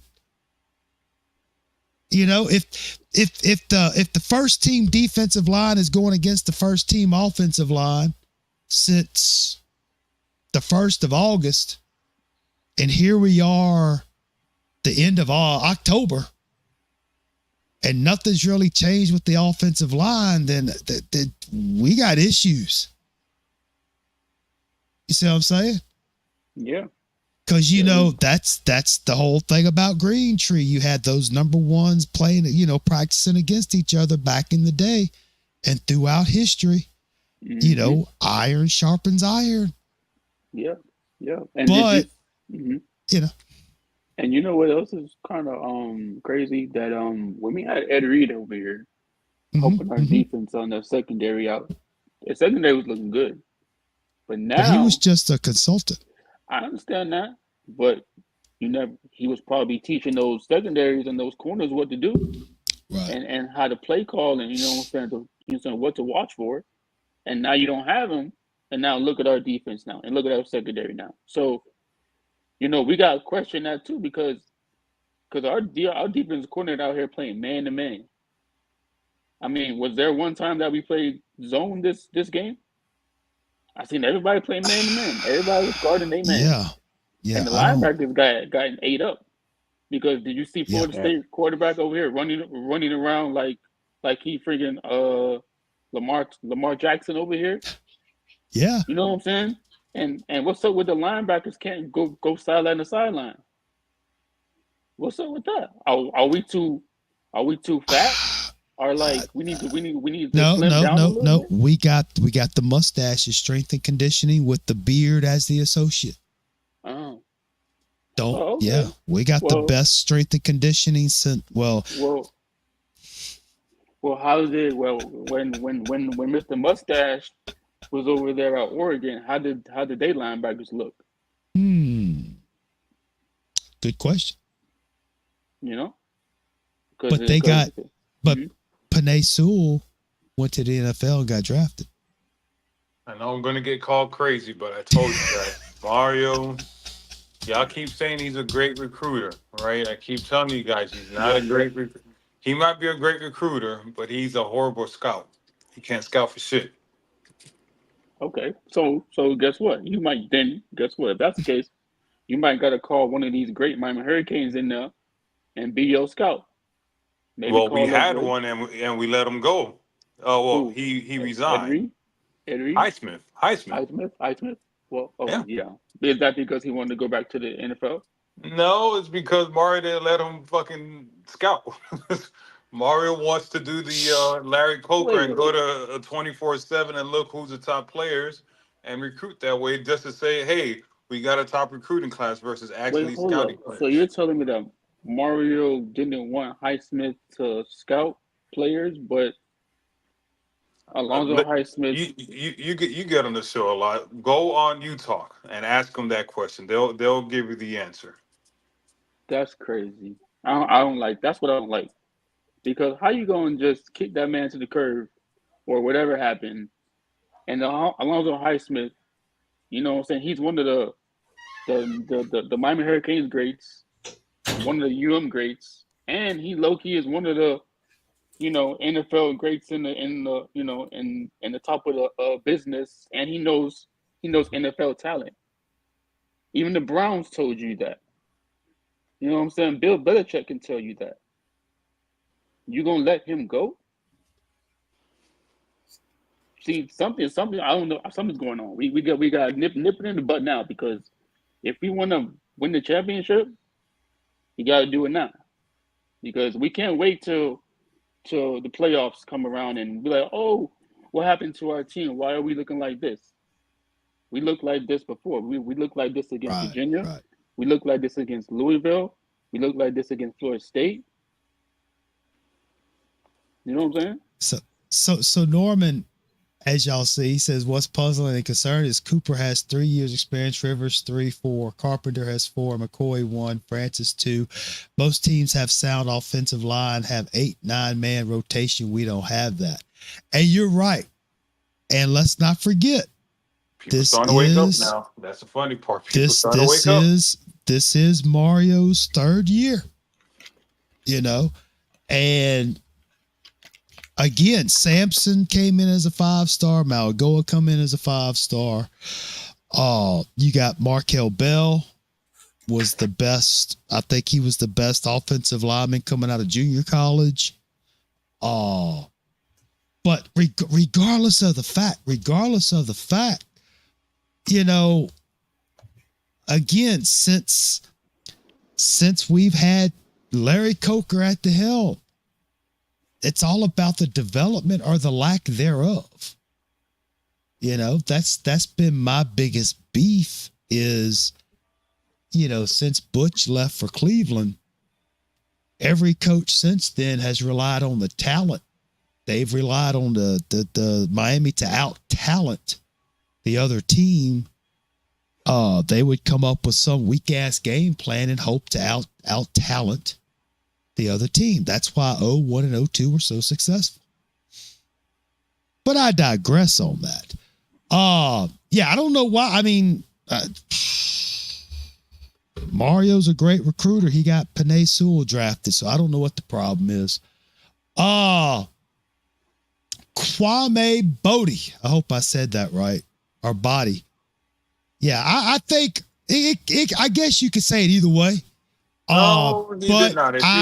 If you listen to You Talk, they pretty much tell you that that's not the case. Oh, I'm sure there was. I wouldn't. Oh, yeah. I mean, there was something. There was something going on to help him decide to go to the NFL. But I kind of felt the same way about the departure of Tim Harris Jr. too. Yeah. Well, question on that on the Highsmith side. Even if that's true, number one question: how long was Highsmith here before he went back? He was here for 2.5 years. 2.5, yeah. He came in right after Mario. Okay, so I'm kind of playing negative here, but like, if he was here the last 2 or 3 years since Mario was here, then he also was a part of the recruiting process, as y'all are saying, right? So wouldn't he be responsible? No, that's the thing. He wasn't allowed to be part of the recruiting process. Okay. I got you. Okay. That's why he's not here. Yep. You're right, Israel. That's exactly right. And Hayru's friend, Mario's a fraud. Oh, Katie. Oh. And then Kwame says, you got it right the first time. Must be an old school hip hop head. Oh. So basically, it's almost, we're sounding like a broken record. It's almost like we say the same thing every week. We sit there in the post game. We talk about, we hope the offensive line does something. We hope that the defensive backs do something. We hope the linebackers, the defense does something. And then it's like, we get to the post game and it's like, we say the same. We're starting to do a wash, rinse, repeat, Cuban. This is a wash, rinse, repeat. That's what I feel like's happening every game. It's the same damn thing. So I guess what do you need to see that needs to improve? me, Yeah. oh, it's simple. Offensive line. The right side of the offensive line needs to improve. They need to get more development, more techniques. The defensive backs, the linebacker play. Could it happen this year, or that's out of the question?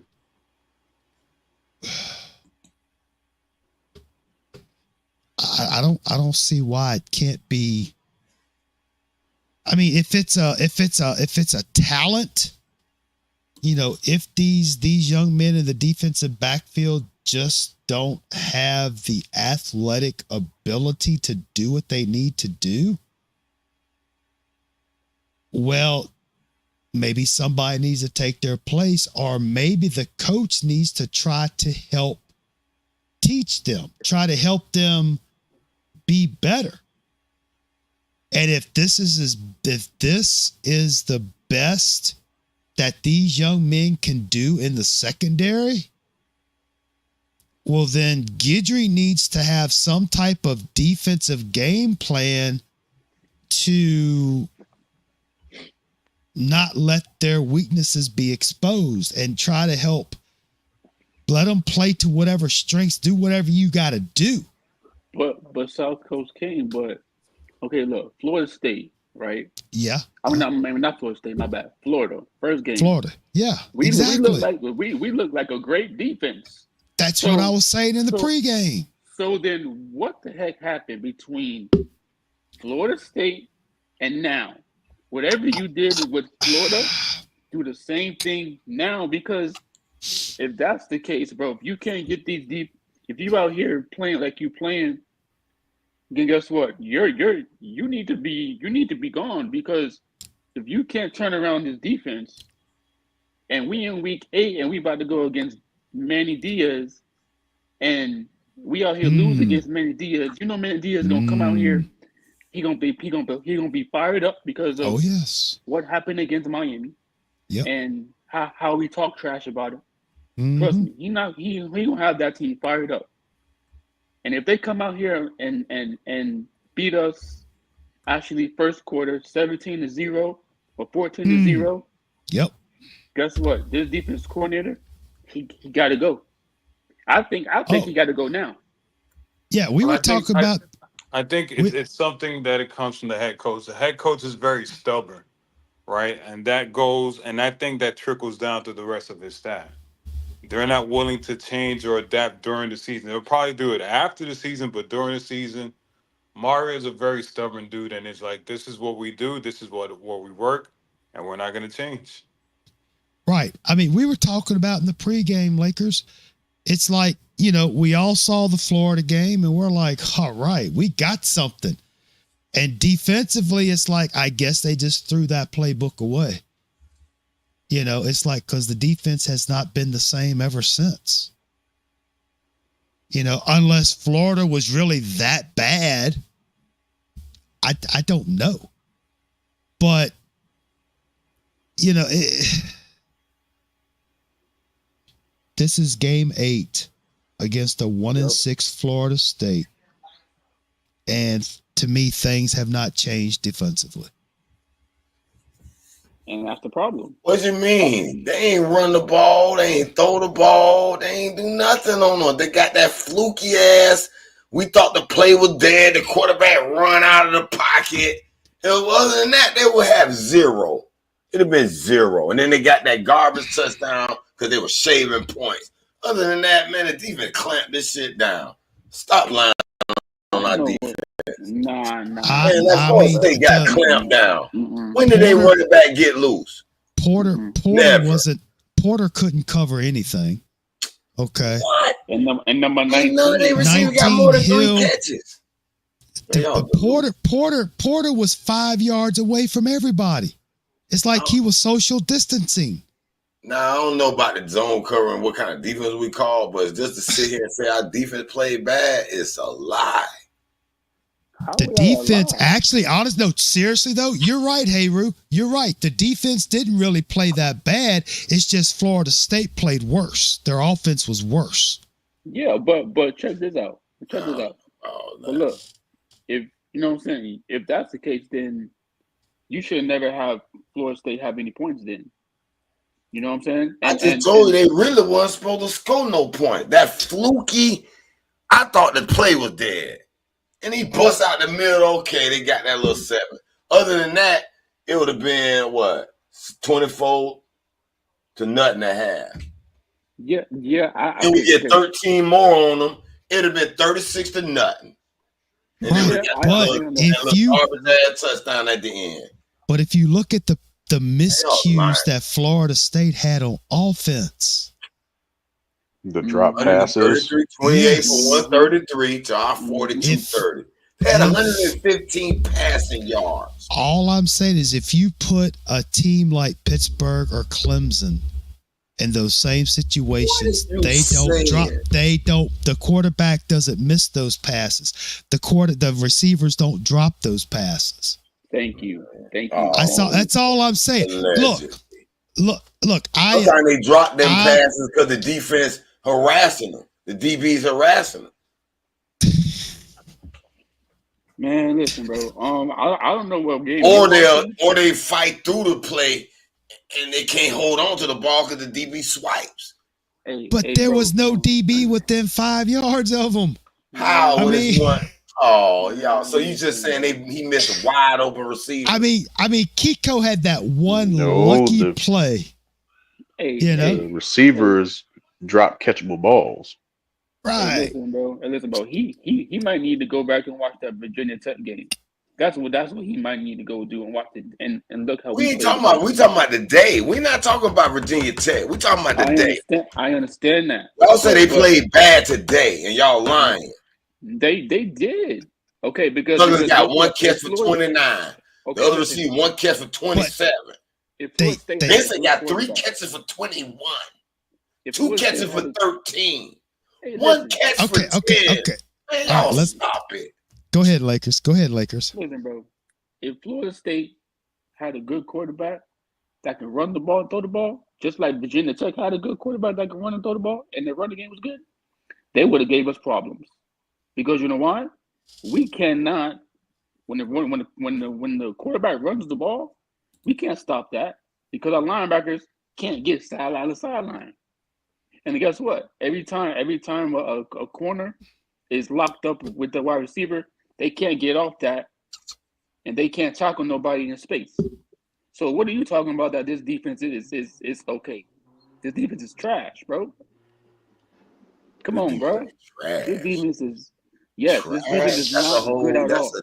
That's another level, bro. It's not because listen, we see game by game how the defense is. I mean, we got weaknesses, but trash, bro. Bro, we got weaknesses in the corners. Our corners are slow as crap. Linebackers can't run sideline to sideline. Our safeties, they out here can't play zone or man coverage. The only thing we got is our freaking D line. So come on now, you talking about our defense is good. Okay. All right. They ain't trash. They ain't trash.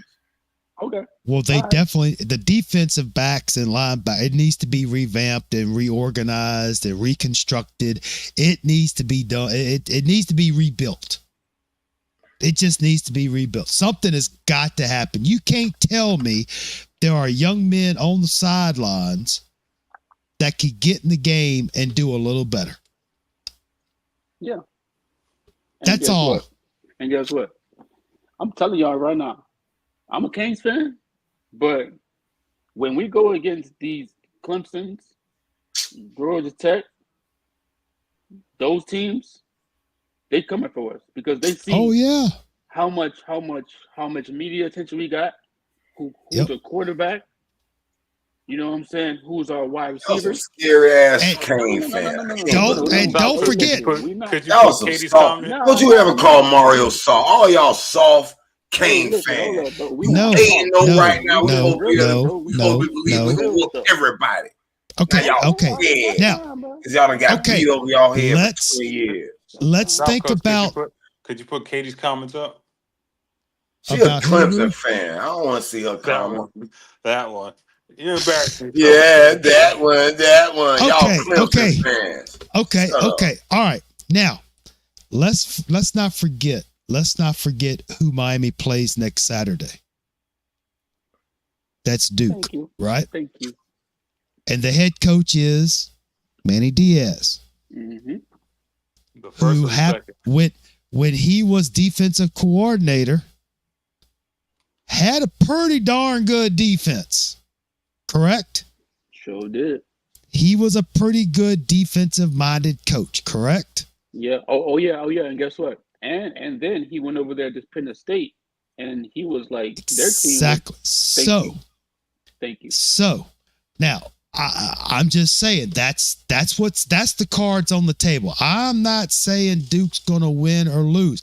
I'm just telling you the fight that Miami is up against. That's the opponent.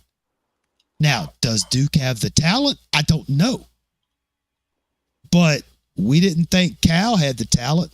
We didn't think Virginia Tech had the talent. We sure as hell didn't think Florida State or Louisville had the talent. Mm-hmm. Oh, nobody You know, has talent on our schedule? According to you, sir, you said this is the weakest schedule Virginia you ever Tech played. was predicted to be Thank you, bro. one of the contenders in the ACC. So is Louisville. Sir, you I mean, said this they're is the sorriest schedule we ever had, Oh sir. man, y'all some scared Kane fans. We're Man. not scared, No. bro. We just realists, man. That's Just- what it is. What's real Thank you, about it? Lakers. Saying our defense is trash. Because it They- is. they're not There's maybe very one or two successful. players That's the that's playing downfall. trash to me. That's kind of 19. And I wouldn't say Jay Harris necessarily playing trash. They need to He try was two playing different. trash. They need to He go had ahead. two bad games. He had a good game today. Oh, y'all overreact. Wait. Hold on, bro. Who had a good game today? 19? Oh, No, I'm, I said Kiko had a good game. He had two bad games straight, and he had a good game today. my bad, Jay Active. I forgot Good it was still on there. My bad. I got a question. Y'all. I hear Clemson a lot. Are we convinced that Clemson is the truth like that? And don't get me wrong, I'm not trying to hold on. Well, not you, Guru. I know Guru ain't scared of nothing. But hold on, it's really everybody, and even some people in the comment. You just kind of hear Clemson, and I'm holding my cup of tea on Clemson until they go through Louisville and Virginia Tech, which are their next two games. Because y'all can't look at their schedule and look at our schedule and say we ain't played nobody, but they have outside of Georgia. So I ain't on that Clemson train. I mean, yeah, they got some good players, woo, but y'all use Clemson like they a measuring stick, and I don't think they earned that yet. My 2 cents. Well, not just club, but I mean, you got SMU, Pittsburgh. Just looking at the undefeateds, okay, and I mean, Clemson is playing pretty good, but again, it is the ACC. But I mean, I don't know. All I know is if Miami continues to play the way they are, they're not going to be successful in the ACC. I'm just saying. Thank you. That's all we're saying. That's all we're saying. No, it's not Clemson. It's playing a quality opponent that I'm fearful of. We have not played not one quality opponent, and Clemson will be a quality opponent. Mm-hmm. And I don't think we could match up against a quality opponent. Yep, and that's all we're Why? saying. We're not saying we. I mean, have you been seeing? You said match up against a quality opponent. So what? Why? Because we got an easy schedule. Because we can't match up. All these teams having close games against suspect opponents. I don't care about other teams. You're scared of your own team. You're not a hurricane. I don't believe it no more. I'm talking about Kane. I mean, him hooting and rodding with Katie and all I hear is Katie spill negative shit about Hurricane. I can't believe this bitch a hurricane. That's right. I called her a bitch. You want to hear something crazy, hey Ruth? She always got shit to say about me over and over and over and over and over and over and over. She won't let it go. But the bitch ain't a Hurricane fan. She's a cackling Karen, and she need to go take her punk ass somewhere and dig her face in the dirt. Cause she a Clemson fan. Go suck Ole Miss coach Pecker. Cause y'all on right. what his name is. Okay. What his name is. You getting a little excited, hey Ruth? No. Getting a little excited? I'm tired of talking about go watch Ole Miss. They got 2 losses already. Shut up. It's okay. Let's and Cuban, stop kissing that cackling Karen ass. Hey, you a Clemson fan with her. Hey man, I got root for Katie, man. Y'all hang on. Hold up. Let's smoking all this shit, and we ain't scared of none of this shit. Fuck Clemson and everybody. Duke, y'all worried about Duke right now with this team? Y'all sad fans. You know what's to be a part of this. All right. Here's the funny thing. This is how y'all feeling about the number 1 quarterback we ain't had ever, and y'all talking like this, like Katie. I mean, you had him with 2 losses in the preseason. I had him undefeated, sir. So that's all I'm saying. Okay, hold up. Time out. Let's take a deep breath. You know what the funny thing is? That's the same kind of talk that we heard last year after the A&M game, and we were 4-0 going against Georgia Tech. And a lot of us talked about Georgia Tech and the history against Miami, and a lot of people said exactly what you said, Hayru. Now, look, I respect your opinion, I really do, but come on, dude, let's be a little bit more respectful to everybody, even though we disagree. Okay, just fuck up. No. Look. Hey. Nah, she say little stupid shit too. I know. Yes, but and I let it slide. I'll slap her ass right now. Y'all need. I tell you what we're gonna need to do. I tell you what. Karen ass somewhere because she got a U diploma. She ain't a U fan. Period. John, we need shit by her mouth, predicting us to lose. Saying Mario's never winning a championship for 10 years. How could you be a fan for 10 years knowing you never gonna win shit? Shut up. Now, it's just gonna come down to Katie versus Hayru online. I don't know, but anyway, everybody be nice, okay? Everybody's had their voice. Everybody said they're giving their opinion. So let's just wasabi. But no, talking about Duke. Yes, I know it's Duke. But nobody thought that Butch and FIU was going to beat Miami that time either. Okay. And then you got Georgia Tech. See, this is why, for me, this is just me talking. This is my opinion. When I see the way Miami has played this year so far, and the consistencies that I see with the talented group of young men that we have on this team, and I see how things are happening in the game. Yeah. I have a concern going against Manny Diaz and Duke. Why? I have a concern. Huh? Why you have a concern? Because Manny and his defensive mind. I'm not saying that Miami's going to lose. They don't have the players to play against us. I understand that. I understand they don't have the players, but we didn't think FIU had the players either when Butch beat our ass. Well, no, this is why I got to stop you, John, because this is the bullshit. The studios in the world, right? People call Manning a horrible coach, right? So we got to pick a side. Was he a horrible coach, or he didn't have, or he had sorry players? Nobody You cannot pick both sides. Get over Manny. No. This Get is no. over him. He just said Get South over Coast. him. Hold on, studio. You've been talking too much. Just shut that trap for a second. South Coast just said that Manny's gonna come here and he's a good coach. It's like no. We have to pick: is he a good coach, or does he have good players, or what Let it me- is? Because Let me it cannot clarify. be all of them.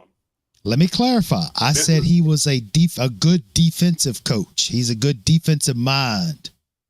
People Now, said that he was does not it- a good defensive mind because what North Carolina did to us, right?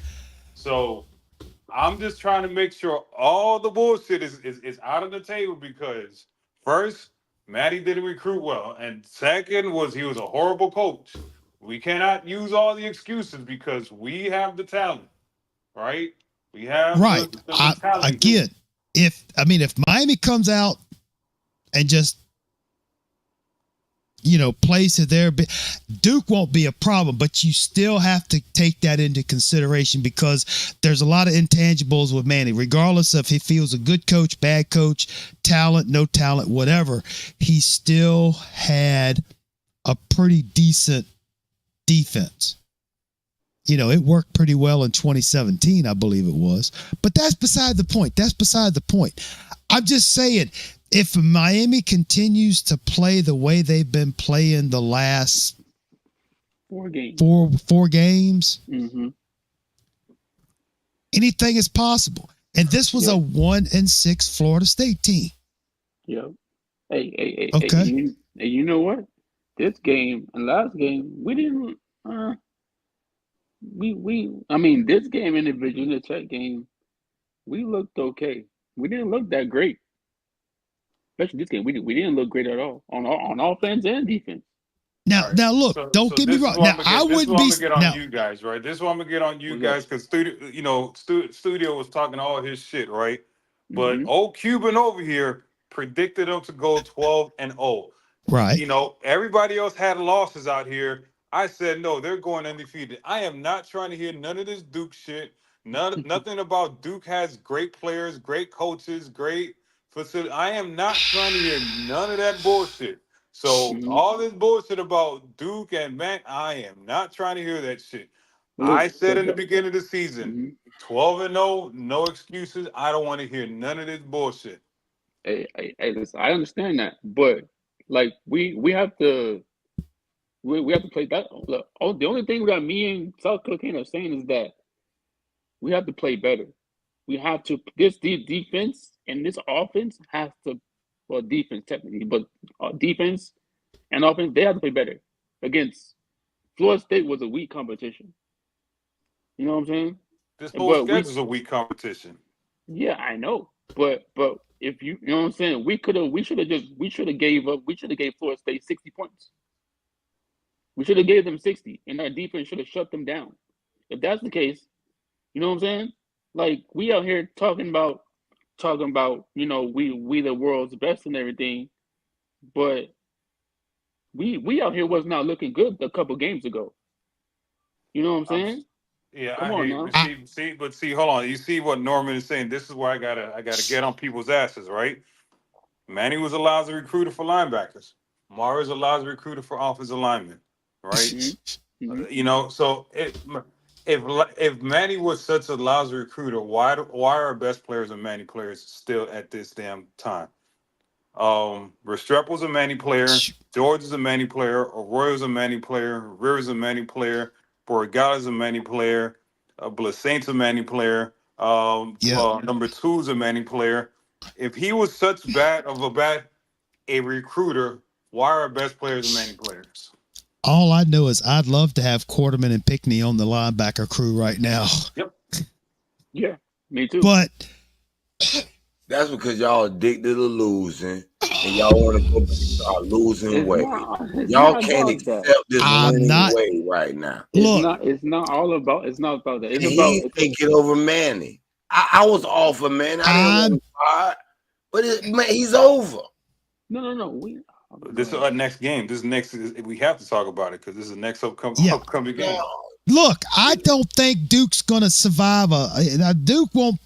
I think Miami's going to beat Duke by at least 3 touchdowns. But will Mario and the Miami coaching staff adjust, shit the bed, or will they be able to out coach the Duke coaching staff? Because I hate to say it, but the other coaches are on to Miami's coaching staff and their philosophies, you know. And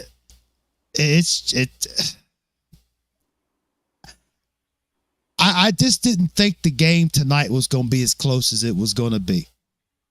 Man, we 20.5-point favorites on Duke, man. I'll stop. That's what I'm hoping. I hope so. And I hope Miami covers by at least 30. Please. I do. But based on what we've seen so far on the field, it ain't got a damn thing to do with what I've seen for the last however long. I'm just saying, based on what I've seen so far on the field, you know, it's who knows? I mean, Miami should come out and beat the rest of their teams on the schedule by at least 4 touchdowns.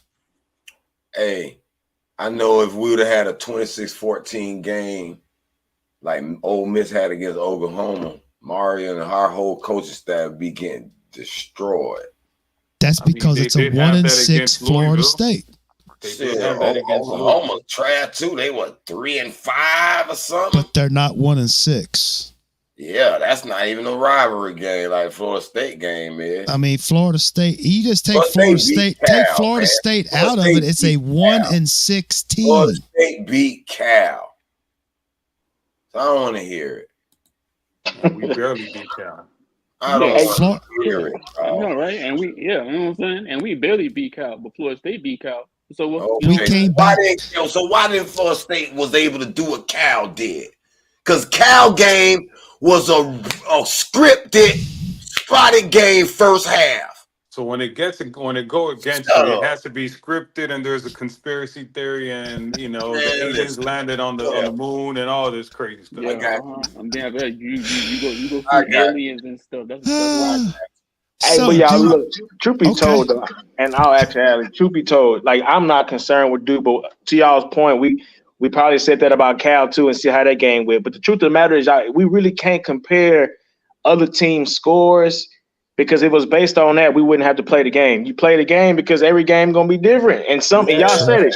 That's what I'm trying to tell them. Some people get up for Miami. It's Miami, right? At the same time, and look, Florida State also has something else they played for. I forgot about it. Remember, y'all, we knocked them out of bowl eligibility. They had something else to play for. I'm not giving them any grace. Yeah. I'm not saying we played great or anything. What I'm saying is, like, man, I expect everybody best punch, right? Going into the Duke game, I'm with Cuban. I don't fear their offense at all. I think they got a good stingy defense because that's Manny's thing, but I don't fear the offensive weapons. But at the same time, not the offense, no. The game still got to be played, and look at Alabama. Alabama got some big questions right now. We wouldn't have thought that after they played Georgia. Any given Saturday. Faith, I got a question for you. Mm-hmm. Every single game, we know that everybody's going to play us tough. Like, when are we going to stop with these excuses? You know, this is their Super Bowl. This is their that. We know this already. We need to stop that excuse. It's just, all right, that's what it is. Let's ball and let's run with it. But every single game, we know there's something, you know. Man, you know, this game, Florida State was playing for their bowl life, right? Next game, Manny's gonna be playing because they fired him. Who play at that? Georgia Tech is gonna be. They're gonna prove that we didn't. You know, they won fair and square, and the ball was not down. It's always some excuse for every single game, right? It's always some damn story. Like, enough. We know that shit. Go ahead and blow these damn teams out. Be dominant. Right. That's it. Exactly. Well, enough. Go ahead. No, but this is what I was gonna say. This is the thing that I'm frustrated with Canes fans and studio. Y'all didn't watch Mario at Oregon. This is how he performs. He doesn't dominate. He keeps teams around that are not supposed to be kept around. The next thing you know, a loss happens because he plays with his food. He does not kill his food. I agree with And that. and that's something that he, it's something that he had at Oregon, and that's something that he's doing at Miami, and that's very troublesome. Yeah. But That's the only problem I have. But to say our defense trash, our offense trash, offensive line trash, ain't nothing trash on our team. Now I don't know about it's that. some position that need to get work. There's some position that need That's- work, but ain't nothing trash on it. Some Ain't no position. team gonna have So trash. number 19 is a beast. And number 19 is a beast on defense. Our cornerbacks are Malagoa's the amazing. best. Malagoa's number one. Kiko's gonna have his name in the Ring of Fame.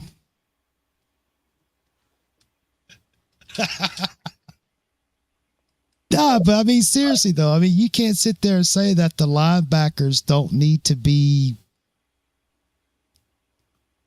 reconstructed. The defensive backs, the offensive line on the right side. I mean, why can't we try to get some of these young guys in there, at least for a game or two, or at least part of the game?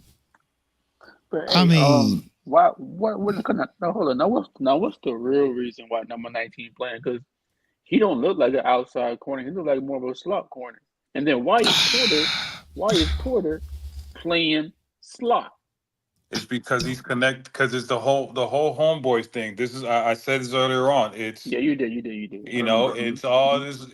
Oh, he's my nephew. He's a play for me. This is get away from that shit. Yeah, but Who nephew is who? No, Mario was the nephew, and No, he said Porter. I said No, Porter. no. I'm just saying. No, he was giving. I was just giving him examples of why he's playing. He's playing because he used to coach him at Marshall, right? And Really? and I remember in the offseason, everybody was saying he's a beast because he had one good game against Notre Dame, and I'm like, yeah, what happened the rest of the season, all right? But right. Yeah, but Mario and the DC don't see that he out here getting picked on every game, and you out here playing man to man, and he, come on, man. Like if I was a quarterback, I would pick on him all day. Well, Lakers, this is my thing. This is what I've said about before. Everybody keeps saying that Mario's doing a great job recruiting. Why the fuck we're in year 3 and we have a guy from Marshall starting at cornerback? Why we got a former soccer player starting at safety? Why we have a walk-on starting at safety? Why do we have a West Virginia reject starting at cornerback? Why aren't some of these trying to get on the field? You see. Look, my problem is it's not the offense, because I know we're gonna do our thing. I know we got Cam. I know we got running back. I know we good.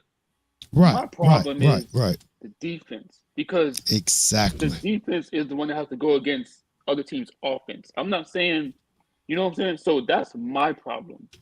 I don't care about nothing about their offense. The defense is the one where we have to hit somebody in their mouth. We got to make somebody fumble. We got to go get an interception. We got to go play man-to-man. We got to play go play zone. Linebackers got to play sideline to sideline.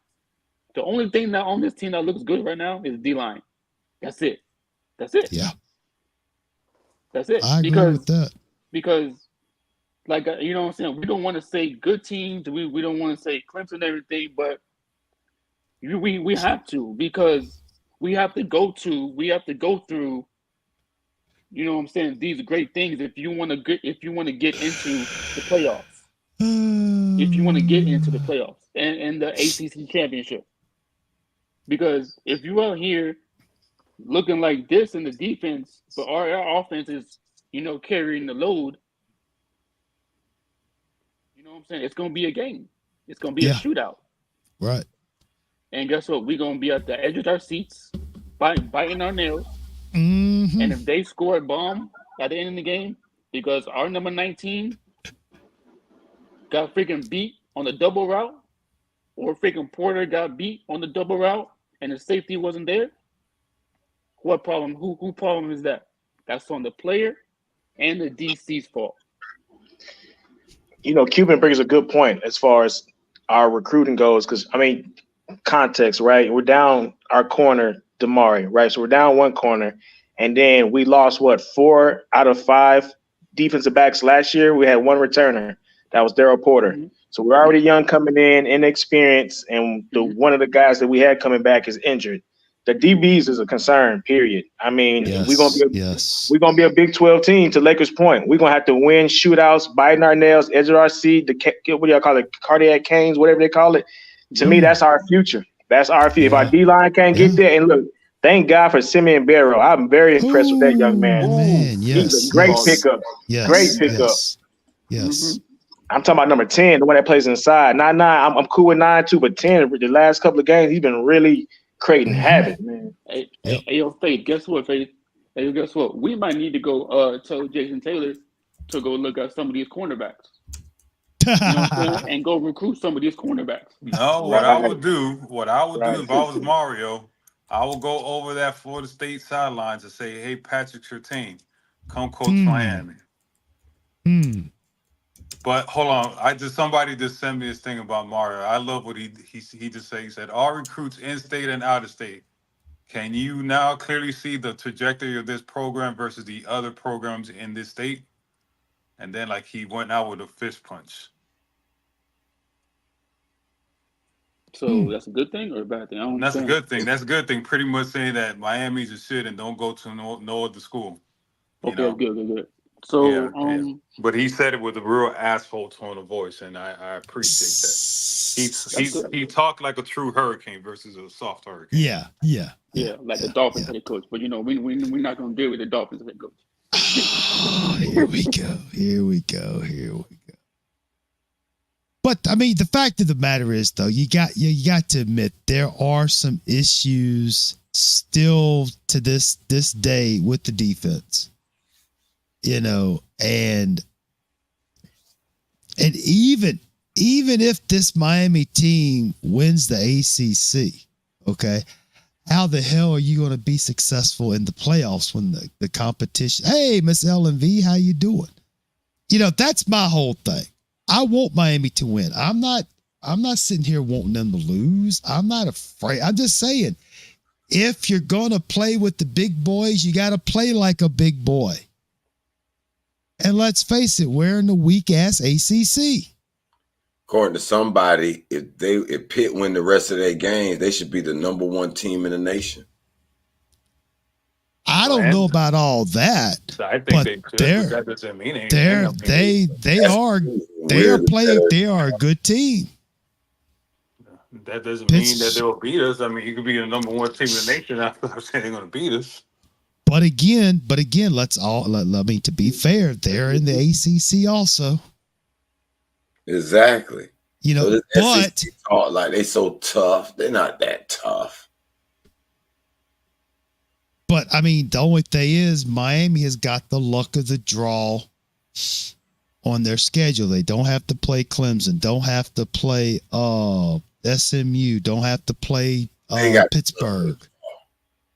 You know, I'm not saying the schedule is easy. I'm not falling into that trap. I'm just saying, based on what we've seen, Miami should be able to take care of business from here on out until the championship game. You know, but there's still a lot of football to be played. And I'm just thank God that Miami didn't screw up and let Florida State upset them. You know, I'm just saying, you know how Miami football is. You don't know, you know. But anyway, oh my goodness. I think we about covered everything. Good conversations.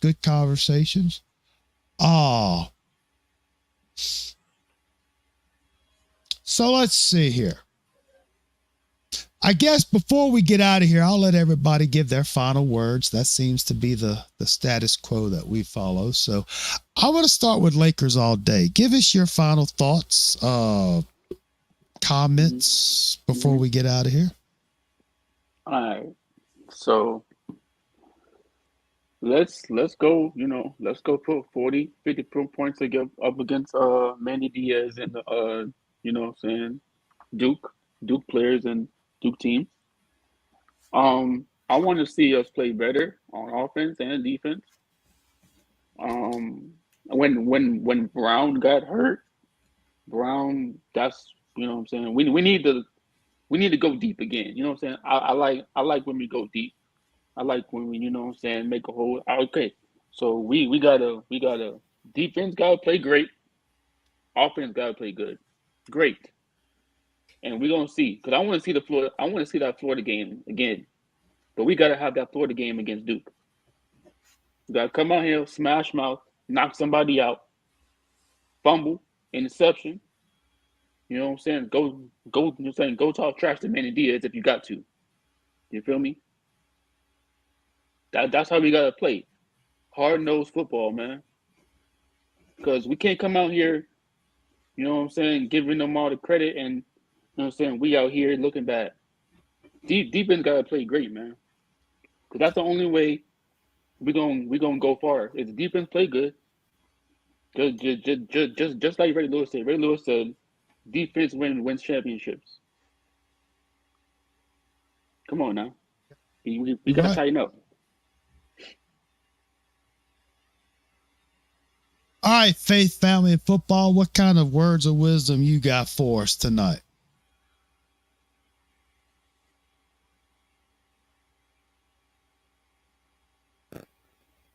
Uh-oh, there he is. Faith, you still with us, buddy? I think Faith may be having some technical difficulties. All right, Cuban, tell us what you really think about it. No, like I said, South Coast. I just sent you what Mario said at the press conference. That's some boss type shit. That was amazing. I hope he keeps that same energy. I better not hear no Duke is a good team, well coached team. They have talented players. I'm not trying to hear none of that shit against Manny. Go out there and kick his ass, and that's it. I was expecting an embarrassment this game, and I didn't get it. But we need to do it next game. Just whip that ass, and that's it. Faith, you still with us? Yeah, my bad. I can hear y'all. Hey, there you go. All right, what you got for us closing tonight? Man, one thing I forgot to mention was his name Brown from U of H. Our opening drive Sam? today, man. We opened and drive, man. We just looked real good, and it just felt like we never got back to that opening drive. We actually was throwing the ball a lot. And Sam has some good catches, making guys miss, getting first downs. But anyways, yeah, I just think we got to be the Kansas City Chiefs and try to outscore everybody. We just don't got the Chiefs defense right now. I'm hoping our D-line can get home. And I'm not just talking about Duke. I'm talking about into the playoffs and rely on our offense into the defense. I don't know. I don't even have any answers. So, yeah, go Canes. That's it. All right. Okay, hey, Roo. Faith and family. The floor is yours, and nobody will interrupt you. Yeah, it's funny you mentioned Kansas City because I remember when they first started winning the championship, they didn't have no defense at all. They had to out Patrick Mahomes. They just recently started getting defense. Well, Patrick Mahomes don't have to do a lot. Now, I know we don't have a defense like the Baltimore Ravens and Ray Lewis, but they didn't need an offense. Remember that Trent Dilfer? They didn't need offense. They won it on defense. Same with the Tampa Bay Bucks. They had Derrick Brooks and them boy. Their offense was kind of, run. They ain't have none. We ain't got that tight defense. I agree. But we could be like the St. Louis Rams, the greatest show on turf. Nobody could stop the offense. Defense was serviceable. They didn't have no gun, hellified defense, but they got it done. Same thing with the early Kansas City Chiefs, you know what I mean? And, and that might be the route we have to take. I mean, I would take that route better than any other route. Listen, beggars can't be choosers, right? We've been begging to be good and put on some good product on the field for so long. We can't be choosers now. Okay? All right? We've been beat over here for 20 years. I understand we want to have back-to-back seasons and all that. We got to crawl before we walk. So let's enjoy this winning season. Bowl eligible already, automatically, without even a loss. Beautiful. Got over a lot of humps. You know, I understand y'all don't like Mario and y'all wish Lane Kiffin come, and things not looking too good right now. He barely got by one. He almost got a third straight loss. And I'm gonna tell y'all, man, everybody's struggling. Each year, parity is closing the gap with the portal and the NIL and blah, blah, blah. You know, yeah, Georgia had a head start on us because they had the recruits. Alabama got hurt because 30 people left when Nick Saban first left. Then they recovered. They got a few people in, but they're not the same Alabama because of that exodus. Okay. Georgia experienced a little bit of that last year. That's how they had to pluck Kobe Young and pluck Florida's running back. Their offense not the same. Their offense struggling a bit to score. You know what I mean? So Texas barely won again. They're not who they are. Before you know it, we might have Indiana, Miami. We might have all team, Colorado, all team no one expected in the playoff. Now Colorado out of it. I looked at it. They need some serious help to get to the Big 12 championship. They need Iowa State to lose one. Anyway, but I don't think we got the team that can say, well, we guaranteed the championship. We're gonna run through everybody. But I think we're good enough to say, hey man, we're gonna beat these guys. We got a chance to beat these guys. Let's feel confident about it. And let's start feeling that way for a change. Let's lead this. You know, I know y'all worry about the disappointment hits. And it hurts. But that's how Miami used to be. When it hurts when we lose one game.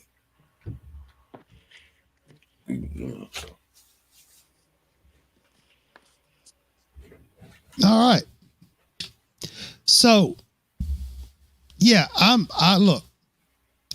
happy as I'll get out that Miami beat Florida State. I am. I really am. I'm happy to see that Miami is 8-0. You know, it's been a couple of days since they've been 8-0. And I want this to continue. I want them to continue undefeated. I want them to win the ACC.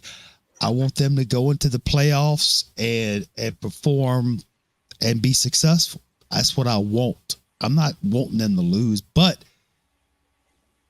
all I know is if they're going to be successful, they have improvements that need to be made.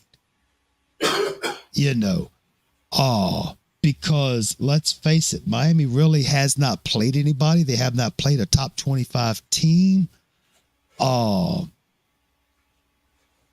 I'm just wondering what other issues that the teams that Miami has played thus far, what has those what problems does Miami have that's been camouflaged by those teams? Do we have worse problems than we're seeing? I don't know. I'm not saying we are. I'm just throwing it out there. I mean, I think this is really a good Miami team.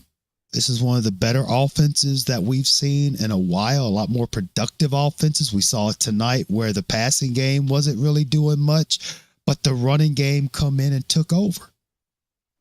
You know, most of the time we've been seeing the running game struggling and the passing game take over, and we haven't really seen that in a while. But I'm really concerned that there's a lot of improvement that needs to be made on the defensive side of the ball. Again, i.e. linebackers and defensive backs. You know, and as far as offense, yeah, like Katie said, we could talk about what we would be like without Cam, but I really don't want to get into that because, you know, we have Cam, okay? And we all know what's going to happen next year. We know what the situation's going to be. But, we do have Cam. Don't have much of an offensive line to block for him, but we do have Cam. So let's be thankful. Let's hope that helps. But the defense has a lot of improving to do. Oh, now as far as next week goes, it's going to be Manny versus Mario, people. Manny versus Mario. I don't know what we're going to call it. I don't know if we want to call it I don't know. We got to come up with the good name the for Civil War game. No, it's called the Manning game. The Civil War game, because this is a fan division going on. The Mario haters and the Manning, I don't know. Anyway, I'm sure I'm kind of curious on the cute titles that'll come out for this game, but basically it's Manny versus Mario.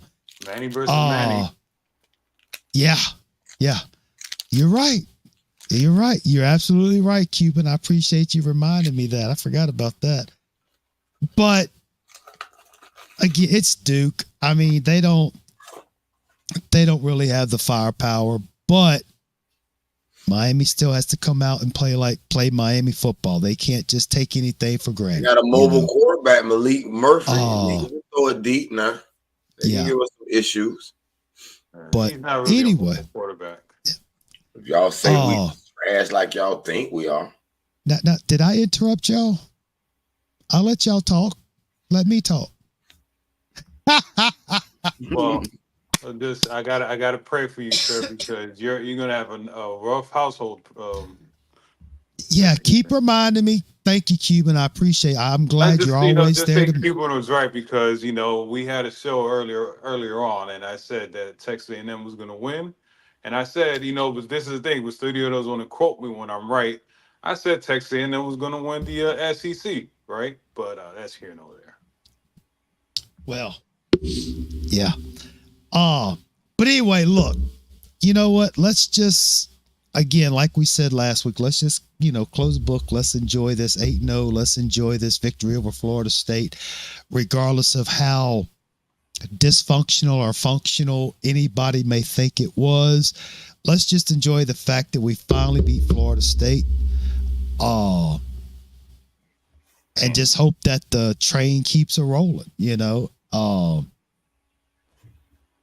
we'll figure it. We'll hopefully we'll be all right next week. I think we will. Mike was out here talking shit. He said this is a real program. It's not fake. It's not a political running this program talking fast and BSing everybody. This is a real program for all the recruits out there. This is a real place. Holy crap. crap. Out here talking shit, huh? Yes. So I'm going to do some shameless plugs right quick. I believe Mr. Devin and Mr. Frank should be back Monday evening for the Florida State recap show. If you thought this was a trip, you need to check them out. Of course, Lucky Charms, Israel and Ike over from the bottom of the map. They just dropped the video yesterday. And I'm sure there's going to be a lot of talk going on, but anyway, regardless of the fact, Cuban, Heyru, always a pleasure having y'all here. Faith, Family, and Football, loved having you here. Loved your insight and commentary. Mr. Overdose, first time caller. Appreciate it. Lakers all day. Appreciate you stopping by. And thanks to everybody. Thanks to everybody in the chat. I'm not going to start to name everybody because I'm going to leave somebody out except for Mr. Golden Dome. You know who you are. Yeah. But anyway, nah, seriously though, thanks to everybody for coming out. You look, we all may have different opinions. We all may get like, hey, Rue left. Must be his bedtime. I was going to talk shit to him before he left. But, you know, we all have different opinions. We have different, you know, we don't all think the same. We don't always agree. But at the end of the day, we all support Miami. We all want the Kings to be successful. You know, and that's what I like about this channel. That's what I like about all you folks that come on here. That I don't want all of us to agree. I want us to have different points of view, because if we're going to agree, and you know, if we're all going to say the same thing, we might as well be on some of those other channels, and y'all know who I'm talking about.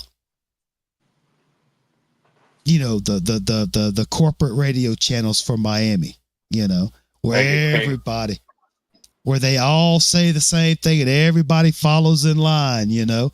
But that's not what we're here for. We're here for everybody has a voice, everybody has opinion. And if we don't agree, we don't agree. That's okay.